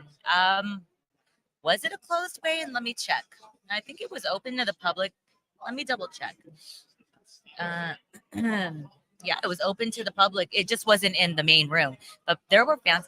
Carmel Moton versus Anthony Cuba, good one. Oh yeah, Carmel Moton. Yeah, so Anthony Cuba, that's his opponent for this fight. He is a swing bout, very very special talent, and the Anthony Cuba, I don't know his record, but it's not bad. And remember, Carmel Moton, this is his third professional bout, but yet he's an 18-time national champion. I mean, his record overall, it's not with pro bouts, it's like 60 and something. So he's very well accomplished. Now I think I remember reading his birthday came shy of qualifying for the Olympics like by a week, very very small. So instead of waiting the following year, they just decided to just go pro, which makes sense, I guess. But yeah, so we'll see. I guess. Oh yeah. So after weigh-ins, people leave immediately because they're starving. Even though they do a pre-weigh, they do a ceremonial. This is a ceremonial weigh-in. And what I mean is that they weigh in earlier in the morning, especially if the weigh-in's at 1. It hurts a fighter. It kills them, actually. Not in a sense, but like they're tired, they're hungry, they want to eat, so they'll do an early weigh-in at like say 9 for the commission, and then they'll do a ceremonial weigh-in for the crowd. And so that's why like they'll wear socks, because usually you're not supposed to wear socks. You're only supposed to wear basically an underoos. Yes, Anthony Cuba is still with Leo Santa Cruz. So when Anthony Moton told me that, I'm like, oh, that's a good Mexican. Leo said if he fights anything like Leo Santa Cruz, he's going to throw punches and bunches. And we know how Leo and Abnormades, they all throw punches and bunches. And they're Mexican fighters. But Moton is not Mexican, but he is a very skilled knockout artist. And if you guys haven't seen him, he always gets those first round knockouts in less than a minute. So, but we shall see. I like the kid. You guys check out my interview with him. It's blowing up.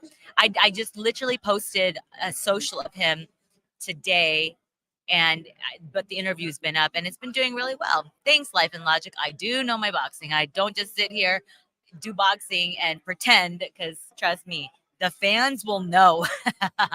People know if they know the sport. Let me see what else is there. Any other questions, guys? Let me see. Remember, you guys can drop me a super chat. I got Pitbull too. Yeah, I think after seeing that, Rolly looked very timid, but Pitbull looked like the little Chihuahua, but ready to attack. And we all know about Chihuahuas. They're really pesky little assholes. They're just, yeah. Let's see what else is happening here. Yeah. Crawford's best wins at welterweight was because of Manny. think Jeff Horn and Spence? Who do you think wins Lara Zarafa? You know, Lara, I know Lara is going to just try to go for the knockout. I mean, excuse me, Zarafa. That's totally normal. I think Lara, wait, did I say Zarafa is going to go for the knockout? I think Lara, if he keeps his skills in and out, just boxes him like a true Cuban style boxer, usually the boxer always wins in that. Lara is just too skilled, but he has been out of the ring for 2 years. So we know, we talked about this yesterday, activity matters. Oh, Life Logic. I'm going to try to get Andre Ward. Thank you, Life Logic. You see that? Thank you, thank you, thank you. I'm going to, thank you, thank you, thank you. Hold on. How do I go back here?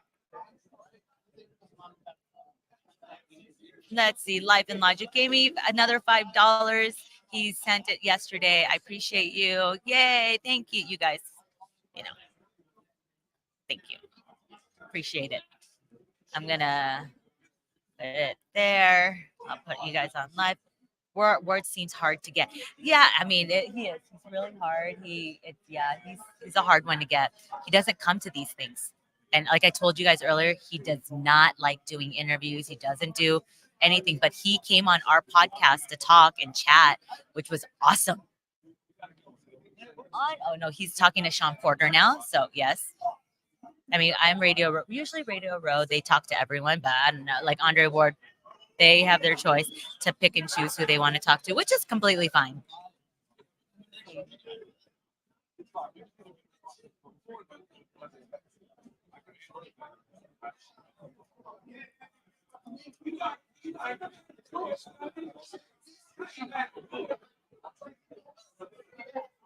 Yeah, there's fans here for sure.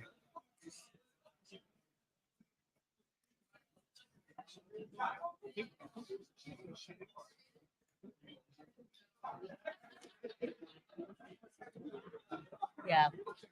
I'm like, I don't know. Well, yeah, he's over there.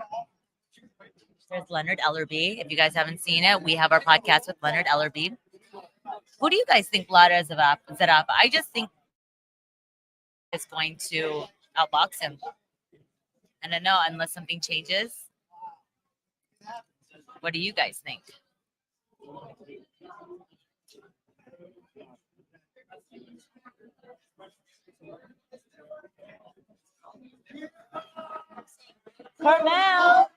Carmel, most. Oh, darn. Okay, now Carmel's right there. Wait there. Moton, we were just talking about him. Good kids. Gonna get him. I mean, if it's gonna be him and Andre Ward, I gotta get Andre Ward. Sorry, guys. But yeah. Should I put the mic flag on this mic, or do you want me to just leave it on here? Because you know what? I might just do that. Hold on. Hold, please. Because if Andre Ward comes on, we got to get him on the mic flag.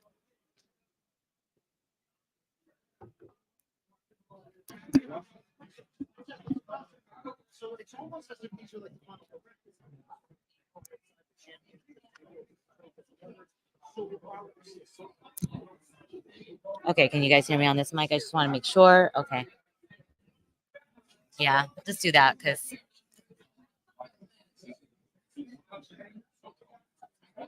he's a good kid, Carmel.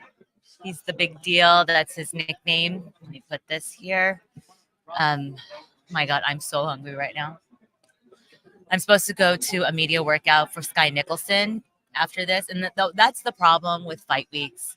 When there's something going on in a big fight week, every other fighter or something, a promoter says, oh, there's a media workout. There was a media day, which I didn't know until later, for Devin Haney. Bill Haney posted it and sent me a thing. I didn't get it because I was busy working. I'm on a live stream and I'm not, checking my DMs or Twitter or Instagram stories. So I was like, oh, well, Devin Haney, I mean, not my fault. Hi, Els Ghost. Welcome. Thank you for joining. So I just, we shall see. But I don't know. I mean, if there's more going down, I might be leaving because it's at 3:30 and it's at a gym. I'm going to be actually doing interviews on my camera, not a live stream. Live streams are specifically for fight weeks like this, that we just get to chat with people. Let's see. every Monday. And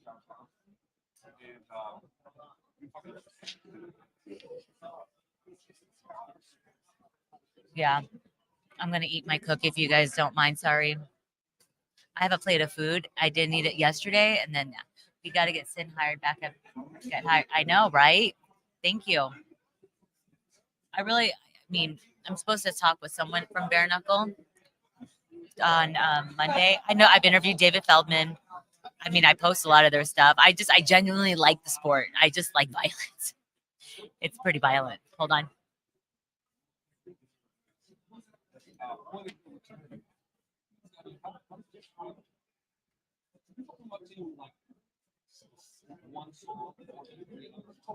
Oh, that was a good cookie. I have a bone to pick. So, ever since COVID, you know how everything is skyrocketed in prices. There's a restaurant here at the MGM. It's called Nellie's. It's the Jonas Brothers' grandmother's recipes. It's their restaurant. When I used to go there, me and John would always go there, my co-host, and have a drink and edit and just like, celebrate how good the day was every day. Why is it their chicken and their ranch and their French fries are bomb? It's their grandmother's secret recipe. Remember, they're Southern. It was like $26, $28. Normally, why are they? Chicken tenders and fries was $31. You hear them? $31 for chicken tenders and French fries. So crazy. Damn, I should have just went to Chick-fil-A. Yes, we are all just predisposed to loving violence. I know. I mean, if you like the sport, it's going to come with it. There's a lot of girls in the commentary for fights with their own pods. You should get at a podcast, then go to BK. Wait, you should get a podcast, then go to BKF, then ESPN Plus. Cheers. I wish it was that easy. I would like to just do, as Jim Lampley said yesterday, sell by. Yeah. We, the pod. So Giandra and I, we have been talking about our show. So it's Best Women's Boxing Show, period. We're going to rebrand and be Best Women's Sports Show, period. But we'll still talk boxing. We'll still have boxing, as I'll obviously say Best Women's Boxing Show, period. But we're going to rebrand our whole thing into sports as broad, as Giandra also does entertainment interviews. Cynthia, do you like New York City better than LA? No. Tori's Leo. No, I'm born and raised in LA. I like New York. I did love it. The weather, no, not so much. No. Taxes are so high. Everything's so expensive. But it was beautiful. I loved living there for 6 years. It was a great experience. But no, wouldn't move back unless I had an incredible opportunity for me to move back there for some odd reason. Tszyu Fundora, what's your prediction? I still don't know. I think Tszyu. Yeah, I think Tszyu. I don't know if it's gonna be I said knockout. I think Tszyu though. You're interesting enough, smart, and woohoo! Thank you. I appreciate that. Henry J. Will you watch the UK card tomorrow? Is that the boxer card? There's a lot of cards. I don't even know. What part of LA? Well, I live in Vegas now. I sold my house in LA during COVID, had a baby. I had a baby, sold it, and then moved to Vegas because cost of living and COVID was just crazy. And I'm glad I did meet my boyfriend and my baby. We moved here because all the boxing is here or it's in Saudi. Why do you like this kind of commentary, fighting background? It's because I love boxing. I love talking about it. And I love interacting with the fans because I'm biased of what I think and what I see, but I love asking you guys. And that's why I'm like, give me the questions. What do you want to know? Because I'm a fan also at the end of the day. I'm a fight fan first before I'm a reporter, a commentator, because I just want to know questions. Oh, Carmel Moton. Carmel, come sit. We got some fans. Okay, Carmel, how are you? I'm doing great. All right. So someone asked me who was it? Someone on the chat earlier, they were talking about you and they said, it's a good card. You against, what's his name? Leo's fighter? Cuban. How do you feel now? You're here. It's fight week. It's tomorrow. It's your time to shine. I feel great. I heard that dude. He been wanting to fight me for a long time. So tomorrow we're gonna get it. And he's a good fighter. I'm sure he thinks he's gonna win, but I know otherwise, and I'm gonna show the world too. I love it that he thinks he's gonna win. I mean, you guys, you're supposed to think you're gonna win. You're supposed to hope. When your interview posted, I didn't get to do any social clips because there were so many interviews, but yours has been blowing up on our channel. Yeah, and it's incredible to see like the comments that they're like, he's so talented. Even Ring. So I used to work for Ring Magazine. I still do stuff for them, all their like interviews and whatnot. But the Doug Fisher, he even texted me. He's like, "Sin, that was a great interview. He is a special talent." And I was like, and he's like boxing bona fide, scientist. So I think it's great. Mayweather camp. Yes, he's from the Mayweather camp. Floyd Mayweather is his promoter. Is he going to be making an appearance tomorrow? Unfortunately, he's not able to make it, but I know he'll be watching on TV and supporting me. Oh, I bet you he's going to call from his phone, be like, you need to do this. And I remember he would do that with Tank. Speaking of Tank, have you ever, I know that obviously you know him. Did you ever get in the ring with Tank, Davis? Yeah, I sparred Tank when I was 15. Okay, some people don't know. How long have you been boxing? At what age? Because you were young when I posted those pictures. Like, God dang, you're a baby. Yeah, I got introduced to the sport when I was about 4, and I like fully committed myself. I was about 6. Me and my dad, we moved to Vegas from Utah, and then we moved there specifically for boxing. So even at that young age, we was fully committed. It's been going ever since. Now, I told him you're an 18-time national champion. You're pro. This is your 3rd pro fight. Don't blink. I'm telling you, don't blink. Don't just keep the stream on because he fights at the swing bout. I've already put I already protested that. And whoa, when are you fighting? That's why I'm here. That's why I was on the. Whoa, yeah. Wait, when are you fighting? Because one of the fights came out. Yeah, Elijah Garcia's out. Yeah. Yay! See, the boxing gods hurt me. Yeah, it'll be a 8-round fight. It's gonna be right before the pay-per-view starts. I'll be on the free TV section. Congratulations. See, I mean, I'm sorry, Elijah Garcia, but I put it out in the universe. You need to be on the portion, the actual portion. What's his name? Life and Logic's asking, who is your favorite boxer other than Floyd? Watch a lot of the old school fighters. I'll say I like Sugar Ray Leonard, Aaron Pryor, Pernell Whitaker. Oh wow. Vander Holyfield. Some of the newer guys, I definitely like Shakur, Tank. All the guys in the lightweight division, they're all real skilled. Devin. The ones that they're all fighting each other. Yeah, they I watch a lot of them guys for sure. Okay, and then another. Who do you got against Tszyu versus Fundora after you saw them on the scales? Yeah, if Fundora usually fights how he usually fights and tries to make it like an inside fight and pressure Tszyu, I feel like I'll lean towards Tszyu because that's the just work in his favor better. So I think as of right now, I'm leaning towards Tszyu. Have you ever sparred Emilio Vargas? Jesus asked. Yeah, I've sparred him a lot of times. I sparred all 3 of his brothers. I sparred Amato, I sparred Fernando Vargas Jr., and I sparred Emiliano. How skilled is Emiliano? He's special, just like you. Definitely, yeah. It's always been great work with him. He definitely got skills. Abdullah Mason. Oh, that's a good one. Have you sparred him before? Not yet. I was supposed to spar him last June, but I had left. I went to Miami with Floyd. I was supposed to spar him the day before I left, but unfortunately, we didn't get to get work. But I should be working with him soon in the future. So when you say you went to Miami, again, I'm going to ask you again because I asked Devin Haney. I always did this in the same interview. He said, I go, what do you guys do? Like, if you go to Miami, Devin Haney said, we just rode bikes. And I'm like, talked about girls and whatnot. And he's like, we just talk about stuff. So what do you guys do when you're not boxing and you're just hanging out? Like, do you guys, wait, what do you eat? I'm curious. What does Floyd eat? Does he always eat like very clean or does he sometimes indulge in French fries? Like in some bad food? I've never, he doesn't drink and doesn't do drugs. He just, I don't know. I mean, I don't know. I haven't been around Floyd a lot of times when he's 8. I remember one time I was at his house, we had some hot and juicy, but that was about it. Ooh, Life and Logic, thank you for the donation. You like Kid Austin. What do you think of him? Kid Austin, he's a solid fighter. He got great athletic ability. You know, he's strong, fast. I feel like he's a solid fighter.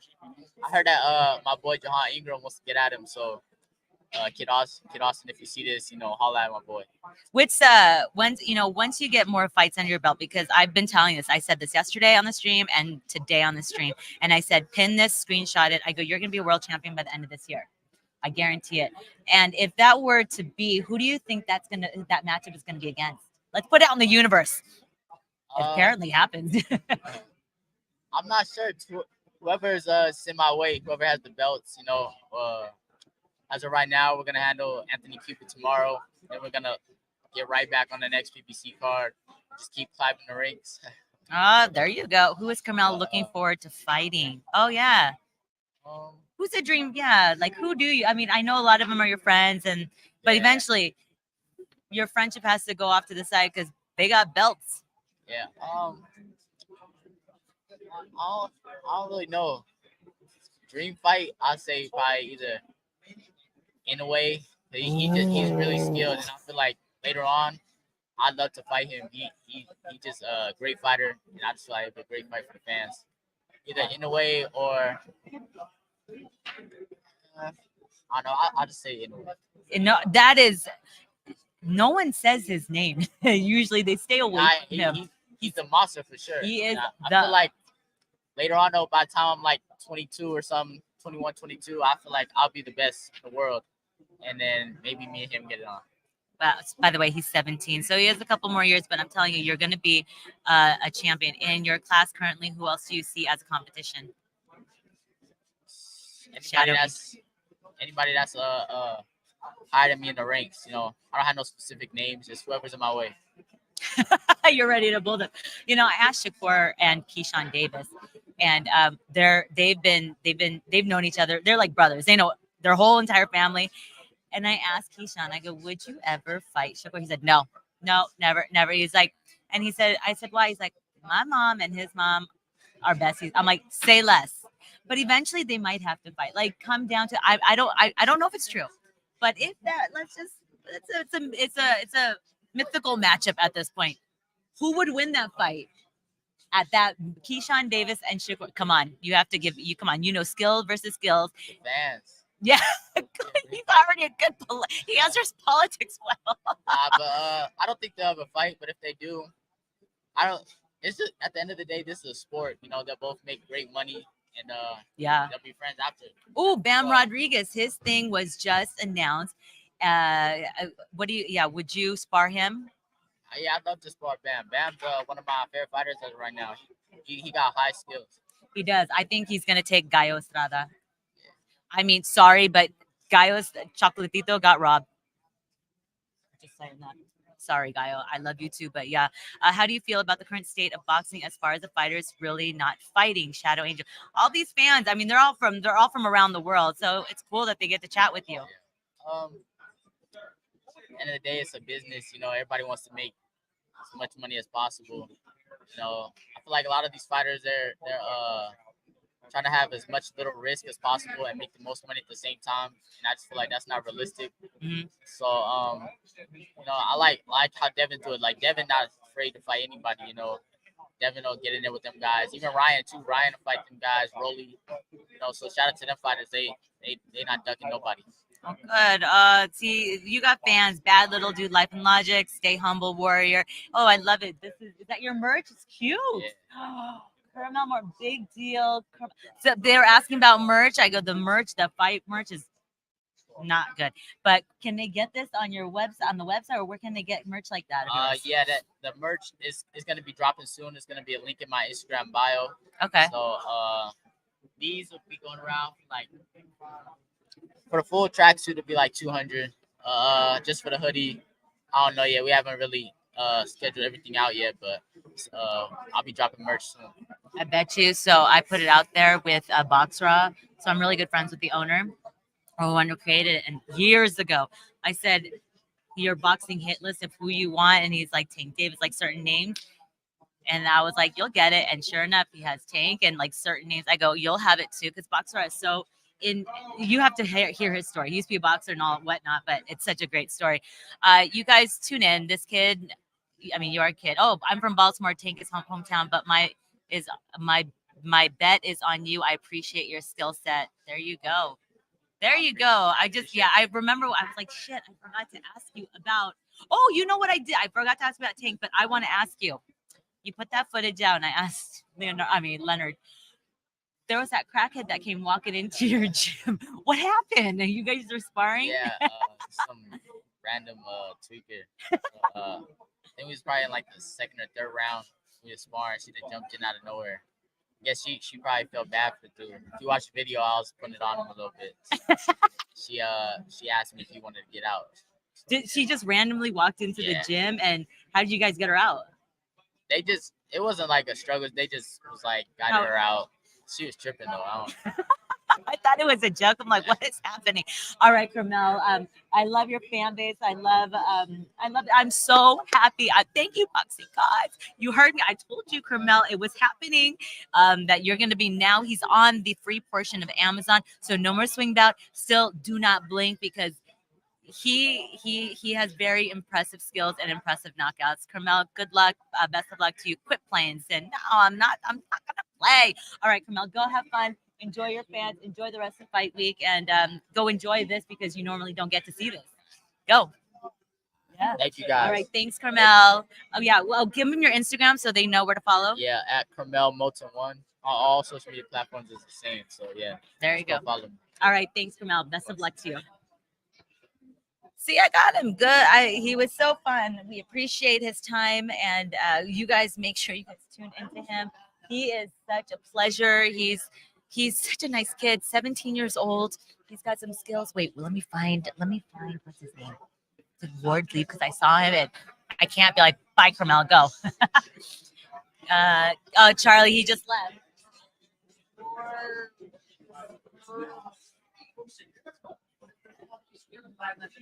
I think maybe Ward left. I'm sorry. Life and logic. Hold on, let me see.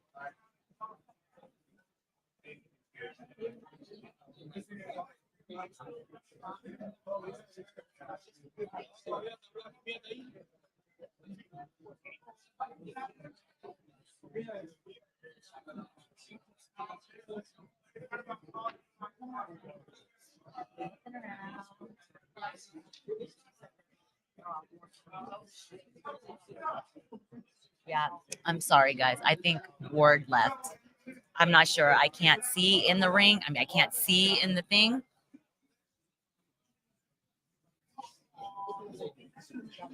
Hold on, let me go look.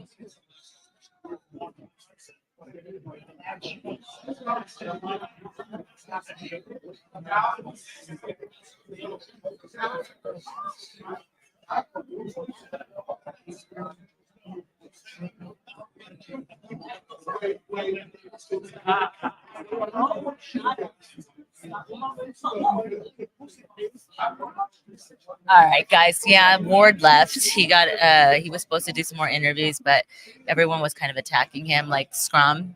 And that's what we normally do too. Go and attack. And then he's like, nope, out. Sorry, guys. I almost had the chance. Of doing it, but at least I got Carmel Moton, and you guys had really good questions. Thank you again. Besides, you guys always have good questions for the fighters.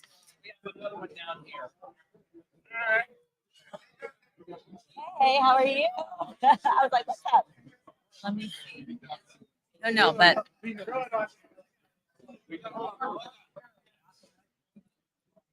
Oh yeah, so no problem. Let's find a ring girl. Yeah, there's no ring girls here. No ring girls here. Oh, you want a picture? Hold on, guys.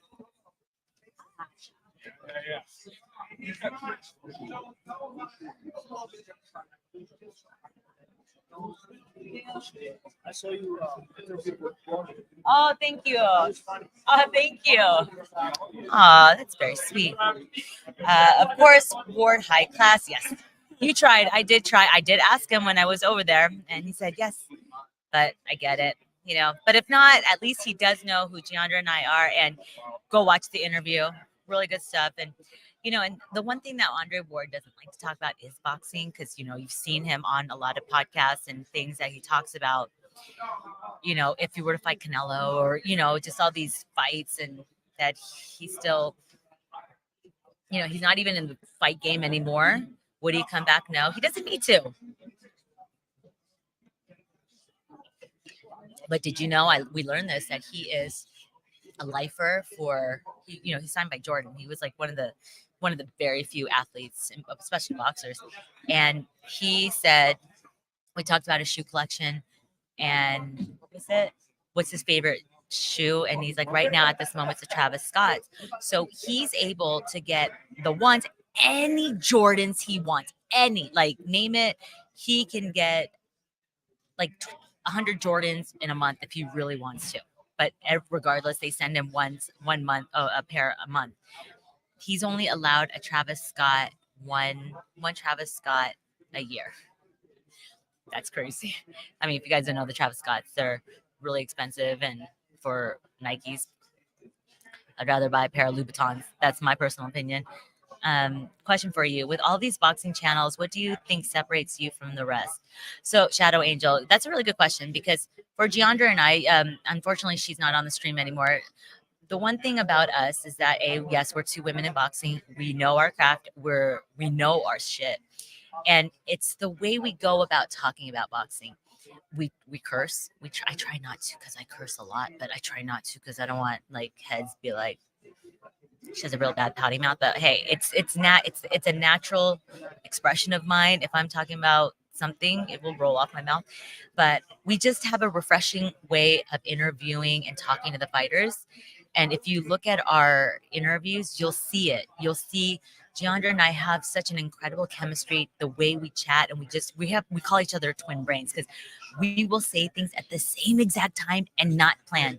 Sometimes we'll wear the same exact thing, never plan. If you go on our YouTube channel, go like to the main page, our banner is that we filmed in leopard skin outfit. Oh, first of all, I'm a huge leopard skin girl. Like I have a lot of stuff leopard. We both came in. We never plan out anything. And it's just like, oh my God, you're wearing a turtleneck today. We're wearing our hair exactly the same. It's just weird. And we just know how to play off of each other. And she has incredible strengths. I have incredible strengths. She's very smart at what she does. And it's the way we deliver certain things and the way we talk about certain things, because we'll go there. We'll talk about things that some people will be like, oh. And for us, we can always talk about fashion. There's a thing that we do on our Instagram. Henry J. There's some beautiful women in the sport. Stop. But like I said, I have to work with what I have right here. But there is something that we do on our Instagram. At Best Women's Boxing Show, we do a cam glam, a swag cam, and so you can't see a male channel doing that unless they're a fashion channel. But there's no boxing fashion channels, and I know these high end brands because I have them. I indulge. Like I have a Louis fanny pack. Come on, people laugh at me. I'm like, it's a very expensive fanny pack, but like so for Tank, how it even went off. My co-host Giandra was there for the Tank and Ryan presser. That's remember when Tank came out, wearing a purse, a furry jacket, like everyone was laughing at him. Giandra took it. She took the footage, and I said, "That's Bottega Veneta. That bag right there is $5,000-$6,000." Then he brought another bag. I go, "That other little bag, or not that other? Yeah, it was like $15,000. He's wearing Celine pants. That easily is $2,500. So he was a walking, I mean, for He didn't even know. He just says, I don't know. I just bought some things together. He doesn't know. I mean, he just buys it. He doesn't care. And so when we posted something like that, everyone was like, what? And so did it same thing with Ryan. He was all in Amiri. And Amiri, if you guys didn't know, he's a big fashion designer, came out of LA. I think he's Middle Eastern Persian, I want to say. And he was not the spokesperson, but he dressed him for that fight. I mean, all of that I remember I bought my boyfriend a pair of Miri shoes, not cheap by any means. Okay.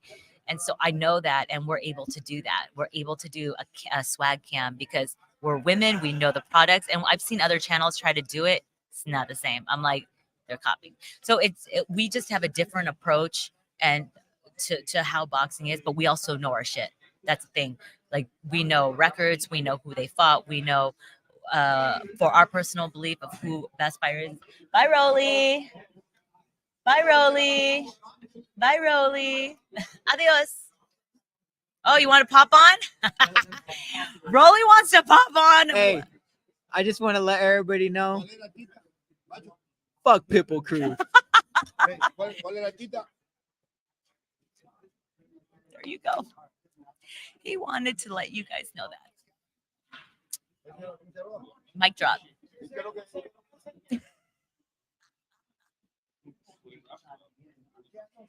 Like I said, live streams are so fun. You never know who's gonna come by and hang out and chat with me. I don't even know what to say to that. That was so fun. What got you interested in boxing? I used to box. Well, no. Let me rephrase that.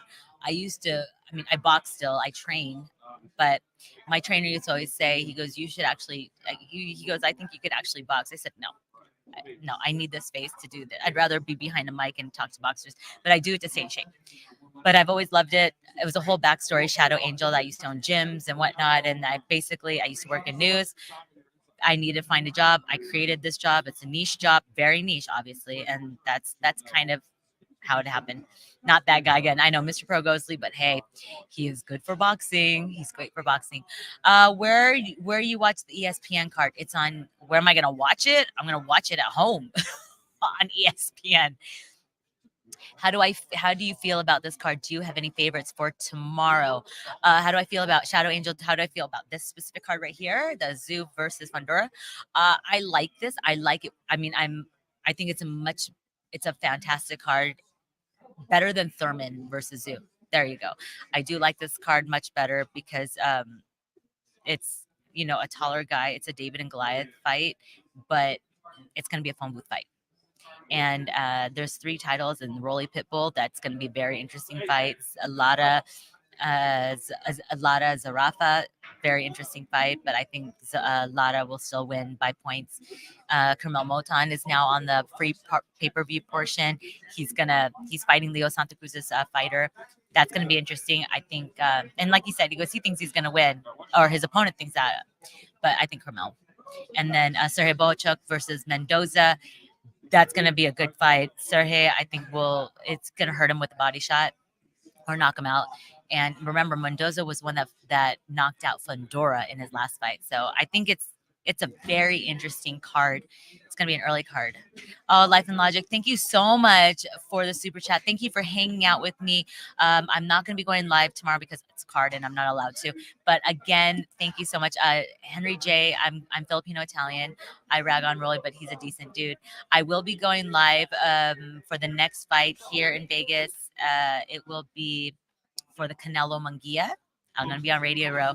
There's a Fontaine Blue card for the Matchroom, but they don't do Radio Row, so I won't be able to go live stream. I only do live streams when I'm on Radio Row, but that will be good. So I appreciate you guys so much. And then I think on that end, let's see. This time it's only 2 hours and 9 minutes, but you got to hear stuff. Let's see, favorite place to eat in Vegas. Vintner Grill, my favorite place.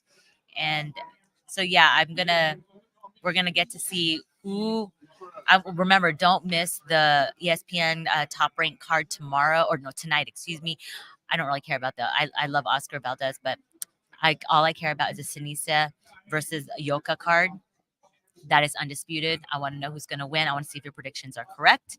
I want to see, and I'm just, I'm going to remember all of your guys' predictions. Is Rolly going to knock him out, or is he going to actually box? I really do foresee Rolly boxing more for this fight. So I think it's going to be incredible. But hey, we know how they look. And remember, follow our socials, like, share, subscribe. I do know Snow Queen. Jesus, Jesus. Yeah, I know her. I saw her. She was just here actually. I saw her earlier today. But yeah, I know her. I've talked to her many times. But yeah. So what else is there? All the other cards. So remember, fight night starts early. The free pay-per-view PPV portion on the free part on Amazon. Watch it. That's Moton and Sergey Bohachuk, and then the whole other part of the undercard. The main event. So it's going to be exciting, and I really appreciate you guys. So make sure you guys like, share, subscribe. Our YouTube channel, all of our socials.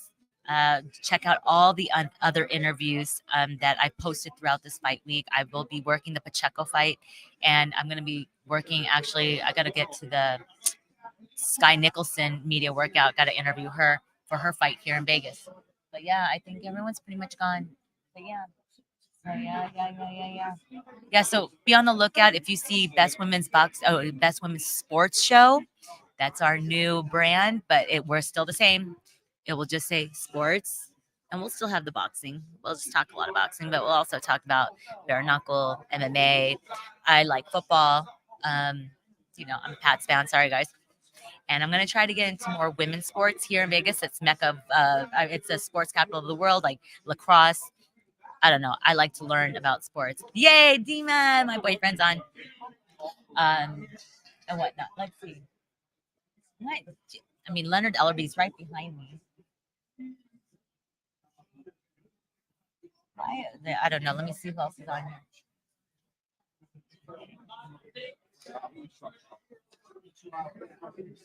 I don't know. Do you guys want me to talk to Leonard Ellerby?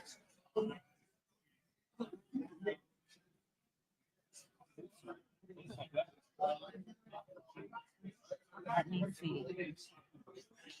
Do you guys want me to talk to Leonard Ellerby? I can try to get him.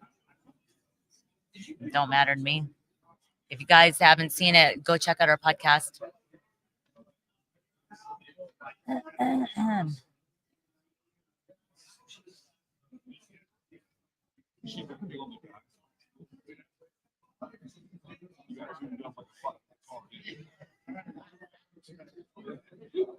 Is Leonard on the phone?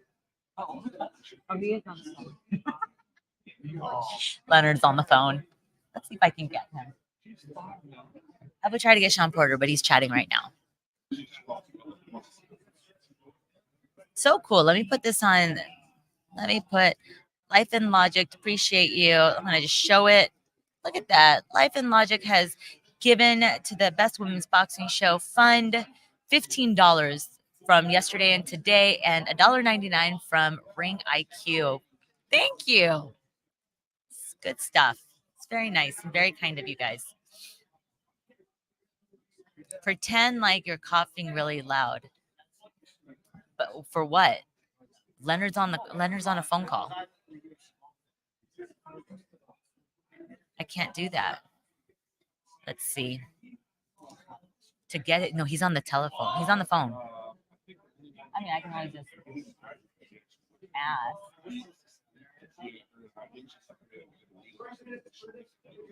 You guys want Sean Porter? I can try to get Sean Porter right now. He's right there.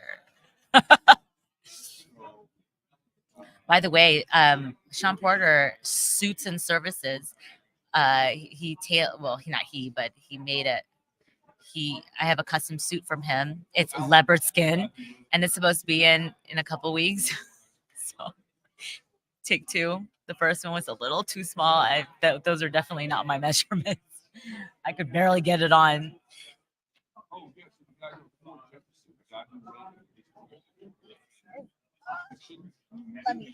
Let me go get Leonard.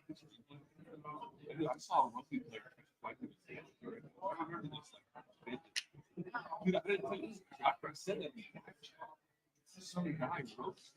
He goes, I also coach teachers.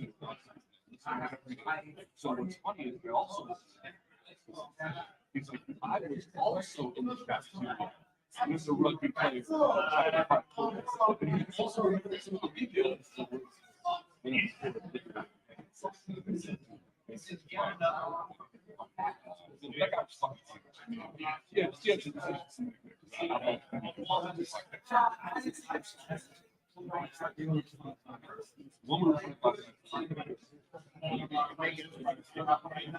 Probably is more coffee.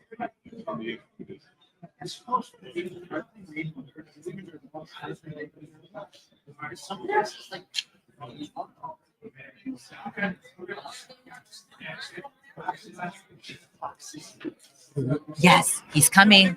Leonard is coming. Cynthia, will Vegas support MLB team? I mean, I guess they are spending a bajillion dollars for this fight. I mean, for this thing to be up. Ooh, but it's sad. Tropicana is going to be gone like now. Leonard Ellerby. Yes, ma'am. Okay, we're in the brown. I like that. You're in this nude era. Do you have glasses for every fit that you wear? Yes, I do. I have a deal with an exclusive company that I get frames and and they're beautiful. Thank you.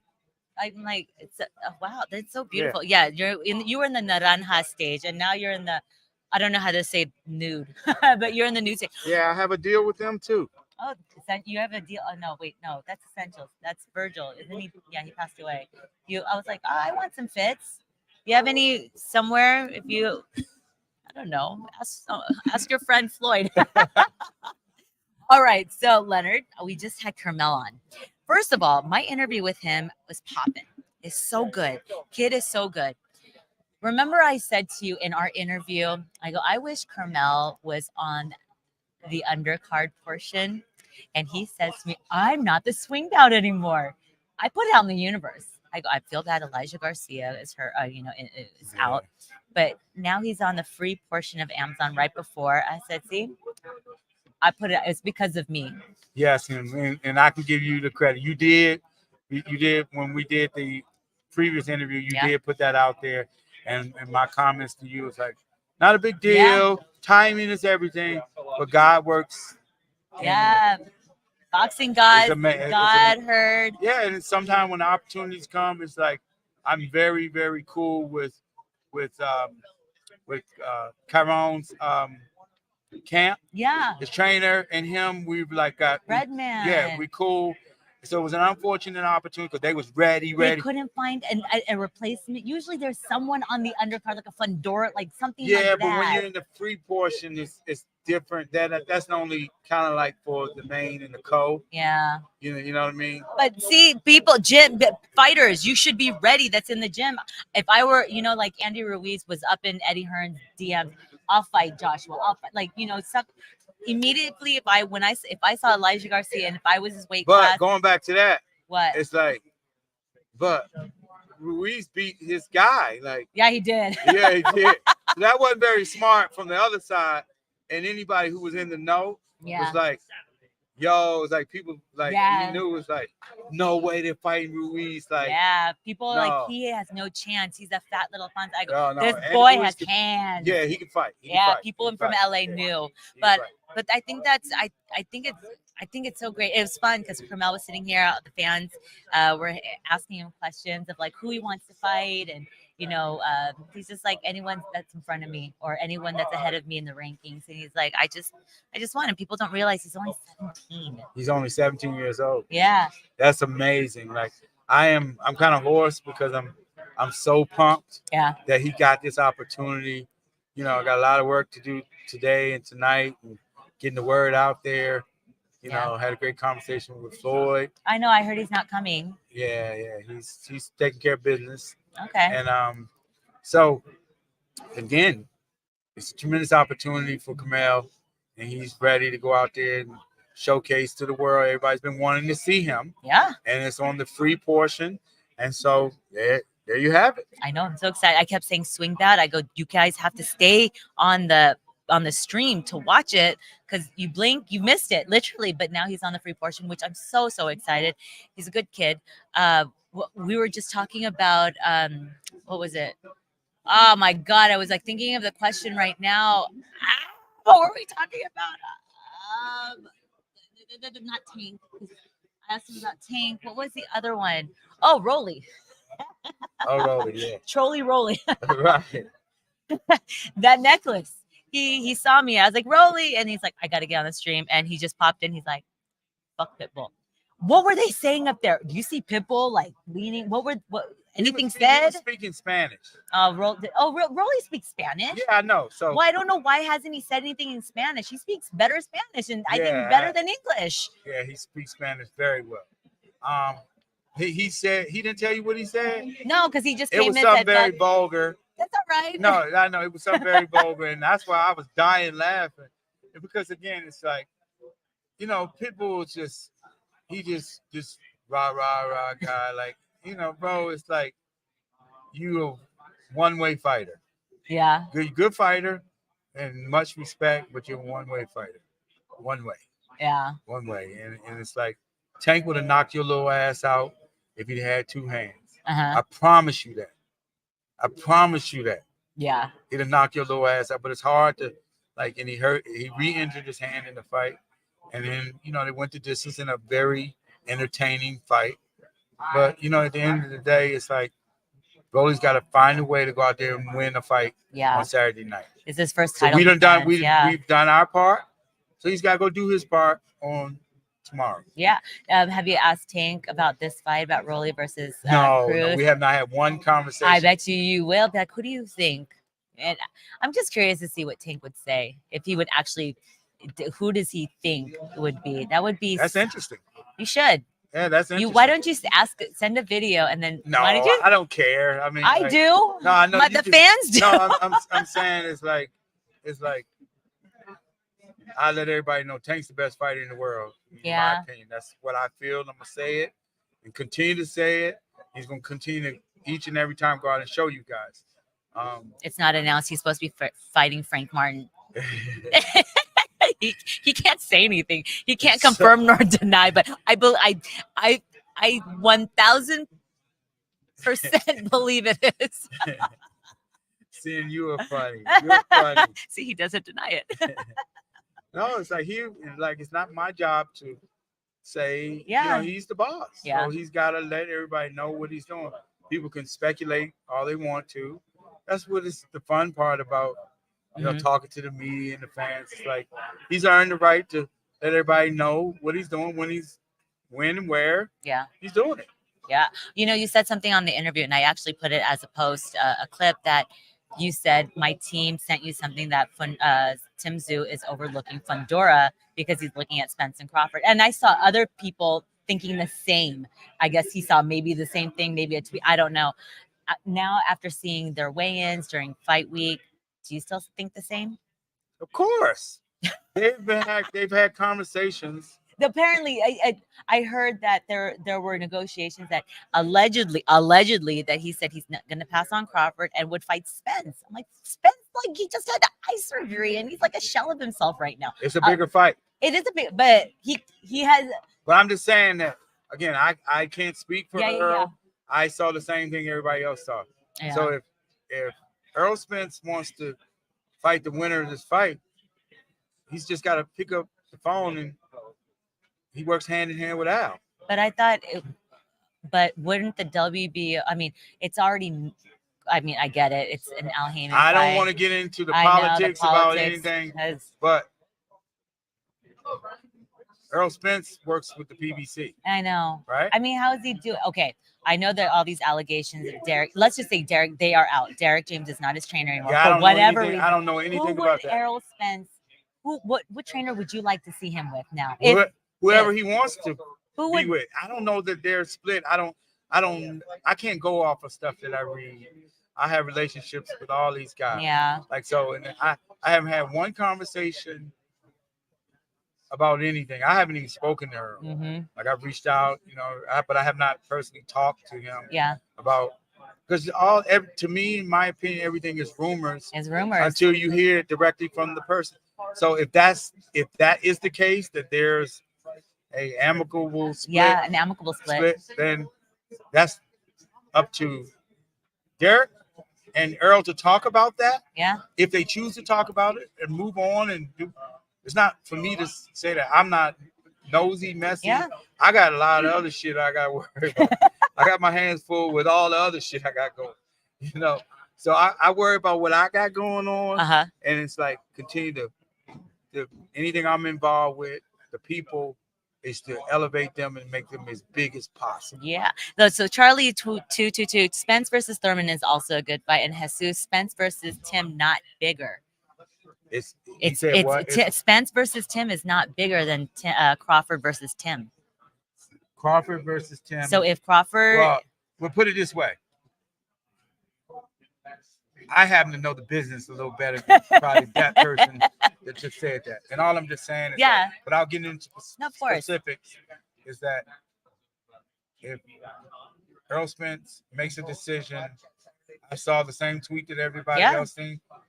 That's a phone call. You know that. Yeah. And he gets that first right of whatever over anybody. Yeah. You know what I'm saying? Is that Terrence is a terrific fighter. Is that he's a free agent from he said that himself. Yeah, he is. So he can do whatever he chooses to do. Mm-hmm. Earl Spence has a relationship with Al. Yes. Yeah, he's fought. Yeah, he's a they have a tight relationship. Yeah, I can tell you that now. I know that firsthand. Yeah. Well, until then, the boxing telenova continues. We never know who's gonna. They're all mythical matchups at this point. Yeah. Until they happen. And so one thing that you kind of all you got to do is observe about how we operate. Yeah. We just kind of do things behind the scenes. I know. We come out, we talk, you know, and but we never see that.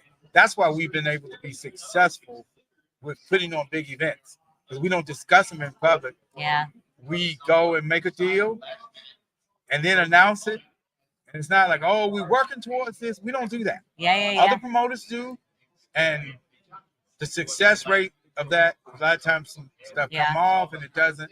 Because once you put it out there with the universe, everybody can speculate and say this and that. And the fans on the internet, especially on Twitter, they're Twitter promoters and Twitter managers. I know, right? They all they're lawyers and they know more about this than I ever would. They've made the biggest fights. They can tell you what matchups are better. Yeah. They can tell you that how much a fighter can generate from fighting this guy. They know it. They've done it all. Right. So people like me, we just sit back and just let them do their thing. You know, it's like just eat your popcorn. Yeah, you know, I just like, okay, you know better than I have a little fun with them once in a while. Yeah. And go back and like, and y'all throwing out this amount, you throwing out 10, 15 million and 20 million, and this person in that, and this fight is big. These fights that y'all talking about, what's considered a big fight? That's the thing I don't know. From me to you, what's considered a big fight?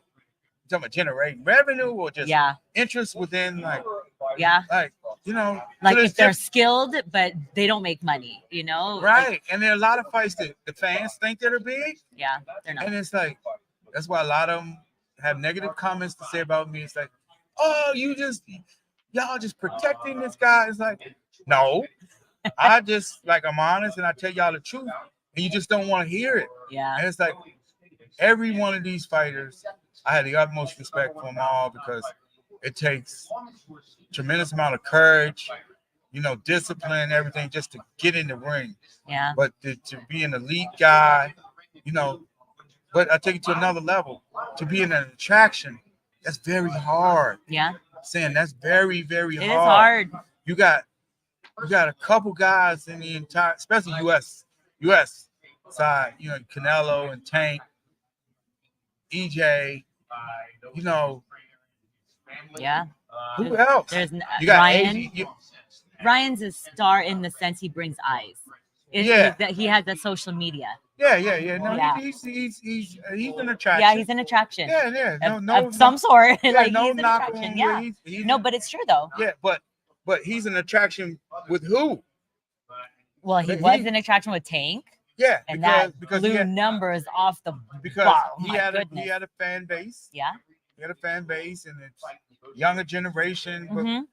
we did studies, and I can tell you what he did in every one of his fights. Yeah. And they ain't been on pay-per-view. What kind of eyeballs he generated in the markets on this and that? It's like it's no secret. Mhm. Like this is what you know. Yeah. Like I can tell you that, so I know what who's supporting these events and potentially can do this and potentially we know that. So we have an advantage because again we studied these markets. It's like Data and numbers don't lie. no, they don't. don't. It's like we've done over 20 pay-per-view fights. Yeah. Over 20. That's a lot. Like over 20 pay-per-view fights. That's a lot. What Jesus said, Benavidez versus Canelo behind the scenes being worked on. I don't think he would know. I personally don't think so. No, I think that right now with two guys who are at the top of their game, Yeah. in my opinion, Yeah. it's the biggest fight in boxing. Thank you. And I have the experience to, based upon the things I've been involved with. Yeah. You know, and that's the biggest shit ever. Mhm. That right there, that fight is the biggest fight in boxing right now. Right. Today. When we talked about it, because Canelo, Now, not cutting you off. go ahead. Now, if potentially there could be some other stuff, Mhm. you know, in the near future where it could be something different. Okay, some potential mythical matchups. It could be something different, but it's kind of like all over the place.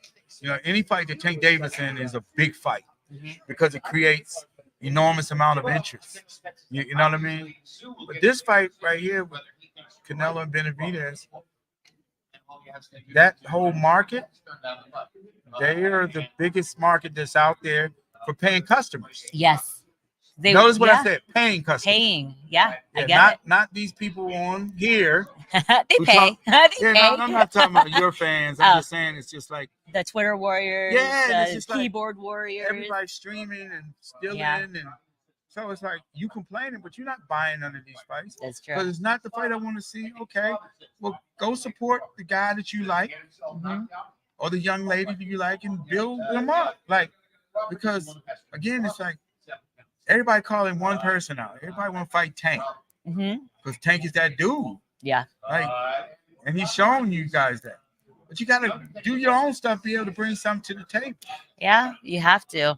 We talked about it real fast about Canelo, you know, saying if this Benavidez fight, it happens if someone offers 150, 200, of course, 200 million, I'll do it. And someone said, is he pricing himself out? And I go, now in this day of, yes, it could be, but now enter His Excellency Turkey Al-Sheikh. Remember, I said, would that fight happen in Saudi? I go, 200 million, 150 is probably peanuts for them because they have money like that. Yeah. And in the U.S., I don't think Al has 200 million just laying around. It's not about whether the person have that kind of money. It's about the fan interest and the other components that come together with how you go and making a fight. Yeah, I think it is it's not for possible. me to educate possible, people Yeah. about that part of the business. But again, I'm telling you, Canelo and David Benavidez. If you put it at that Allegiant Stadium, that thing would sell out because people. But it's not about Allegiant Stadium. No, not Allegiant, but like the fans will actually buy the fight. Yeah. They'll buy tickets to this fight. Yeah. They'll support it because they know this is the best versus because they want to see it. Because you know, Floyd and Conor McGregor didn't fight in the Allegiant Stadium. No. And revenue wise, Jesus. We was like 55 million. Yeah. At the live. Yeah. 55 million. We wasn't in the Allegiant Stadium. It's like you could charge that kind of money for that type of event. Yeah. It was a crossover event, but people don't understand like the economics behind that. You know, and it's like that's what it gets frustrating because it's like your favorite fighter. It's like, oh, we selling now. Okay. what does that look like? Mm-hmm. What does that look like? You know, I think that I hate bringing this kind of stuff up, but sometimes I just got to show people like I think Teofimo Lopez is a good fighter. Yeah. But he's not what from the economic side. He's not a $6 million fighter. His numbers hadn't shown that. Yeah. If he gets in the ring with the guy that they feel as though that's, you know, then that probably will happen. Yeah. But it's like if you're doing $500,000 in the theater, okay, then you're talking about you want X to do X. Like it has to make sense. I know. And it's like that's where the disconnect is. And I'm only using him as an example only because his daddy has said crazy things about this and that. And it's just like, bro, it don't work like that. No, I know. The business says something different. It's like the fans gonna tell you. Oh, yeah. It will tell you by tickets, the gates and whatnot. So we shall see. But yeah, Leonard, I appreciate you. For people who don't know, so I know Grant Allen. I think he's the one from Australia. He didn't know who Tim Tszyu is, but then he was like, "Oh, Tim Tszyu, would you like a seltzer water?" So I want you guys to know this is Leonard Ellerby. He you guys don't know him. He works with Floyd, or he worked. You still work with Floyd? You still work with your Mayweather Promotion CEO. Of course. But do you work closely with Floyd, like in boxing? Is he gonna come back out? No. Floyd's doing exhibitions. So is that? I asked Sean Gibbons. Is that exhibition with Manny supposed to be really happening on Risen in Japan? If it is, Floyd will let you know. I remember he said it. Manny mentioned it, and I guess they had to pay Floyd. I don't know what happened. $5 million allegedly. Hey, I don't know. Manny didn't even know what to say, and the other guy said he's like, "Oh, I'm fighting." If Floyd say that somebody shouldn't have done something and he had to write a check, that happened. Yeah. Okay. So that's true. I want to get into the numbers, but that happened. No, because I heard it and I was like, why didn't Manny say it? And he's like, am I allowed to say it? And the guy said it. So I was like, oh, he's boom. A lot of top fighters are fighting one time a year, and that is good. Yeah. I agree. I agree with that. I agree. But you have to continue to be patient. You know, boxing is kind of, it's just sometimes it's like that. Fighters will start fighting more often. Yeah. They will. Oh, I talked to Carmel when we were talking about Floyd's grandson. He's got hands. Yes, he does. I said, Carmel, I'm sorry. You might be fighting his grandson eventually. You never know. You never know. Imagine Floyd, he would be his trainer. I could totally see it. Floyd Mayweather Jr. is the promoter, the coach, and just that would be incredible for that boxing line, that boxing legacy. He's living life with grandpa. Did they call him grandpa? Like, does he speak? The little boy speak yet? What's his name? Yeah. What's his grandson's name? Everybody know what his grandson. No, I don't know his son's name. The grandson's name. I don't know his name. What is his? Floyd Jr. It is. No. What? No. What's his grandson's name? Meese. Meese? No, that's what we call him. What? And why do you guys call him Meese? This is kind of like a nickname. Oh, okay.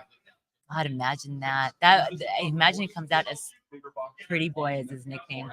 It's KJ. KJ. Oh, well, Leonard, it's always great catching up with you. Jandra and I, we were talking about it. We're going to rebrand our show into Best Women's Sports Show. Period. Good, yeah, good. We'll still talk about boxing. Tell Jay I say hello. He was on the stream earlier, but yes, Espinoza was boxing. He is now a promoter like Big L. No, he's not. No, he's not a promoter. He's behind